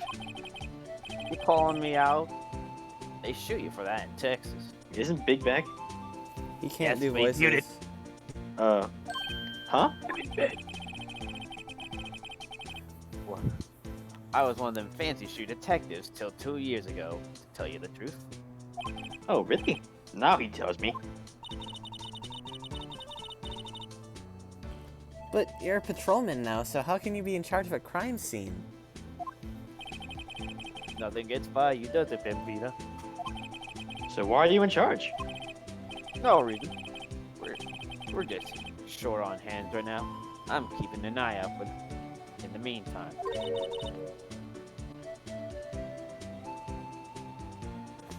That's odd, though. Detective Gumshoe was saying he had nothing to do. Nothing important, at least. He's nothing but a sad old cowdog that can't find his tail.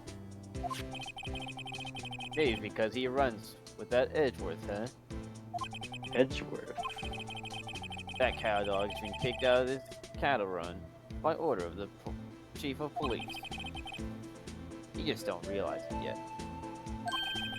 Detective Gumshoe kicked out the investigation? I'm gonna be honest, I think Marshall's the murderer here. Like, I really think so.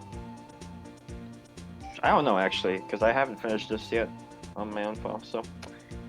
I will tell you, like, at what point it will be blind, so... Slide to the left. Or right. Cell phone! This looks like a cell phone. Scientific analysis would suggest this belonged to the victim. Thanks, Professor Eyesight. I can't think of anyone else who it could belong to. What's so scientific about that? Should we check it out? Yeah. Right, let's check it out.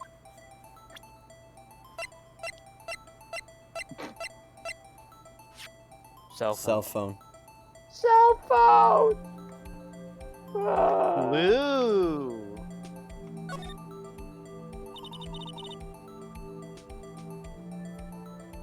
Who are you to judge? Man, what a boring strap. What's wrong with it? Everyone has different tastes, you know. Here, check out mine. It's a pink princess strap. These are hard to come by, you know. I see the series is as popular as ever with the kids.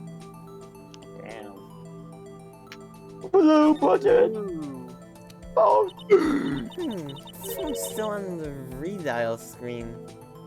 Redial. Mr. Wright? Most phones keep a record of all the calls you've made and received. You just press the blue button to display the last number you called. Convenient, isn't it? I'm surprised you didn't know about it. Sorry to disappoint you, but even I know about things like redial. Huh? Oh, I'm sorry. It's just you never know with people from your generation. I'm an asshole! Let's check this phone out. Money! He's the other phone called last. Note to self, a defense attorney doesn't think first, he just pushes the button.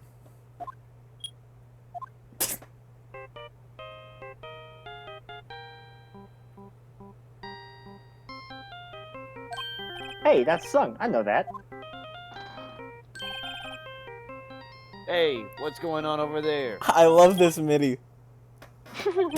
Ah, oh, sorry. I see you, partner. You pressed the redial on that there phone, didn't you? Well, yeah. Whose phone is this anyway? It was on the ground over there. Whose is it? That belongs to Chief Prospector Sky. What? It's my sister's? She apparently dropped it when she was taken to custody right after the crime. Look, the last call was made right when the murder occurred. Looks like she was fixing to call someone. Except she only spoke for a few seconds according to this. Who'd you call? No idea. Sorry, partner. Now I've got a question for you, partner. I heard a phone just ring now. One of those newfangled ring tunes. Oh, that? Oh. I'm sorry, that was my phone. My fucking ancient phone. Look at this. Nokia owning motherfucker. I told you that Phoenix would have a Nokia. What? Your phone? Yeah, it's kind of strange, but someone called me right as we picked up the other phone. A wrong number. I hope you're not lying. They shoot you for that in Texas, partner. Uh-oh. I've decided the wrath of the Lone Star Patrolman. Should we Call stop here? Because it's getting kind of late. And it's also been 3.5 hours since we started. Wow. Very long. Yeah.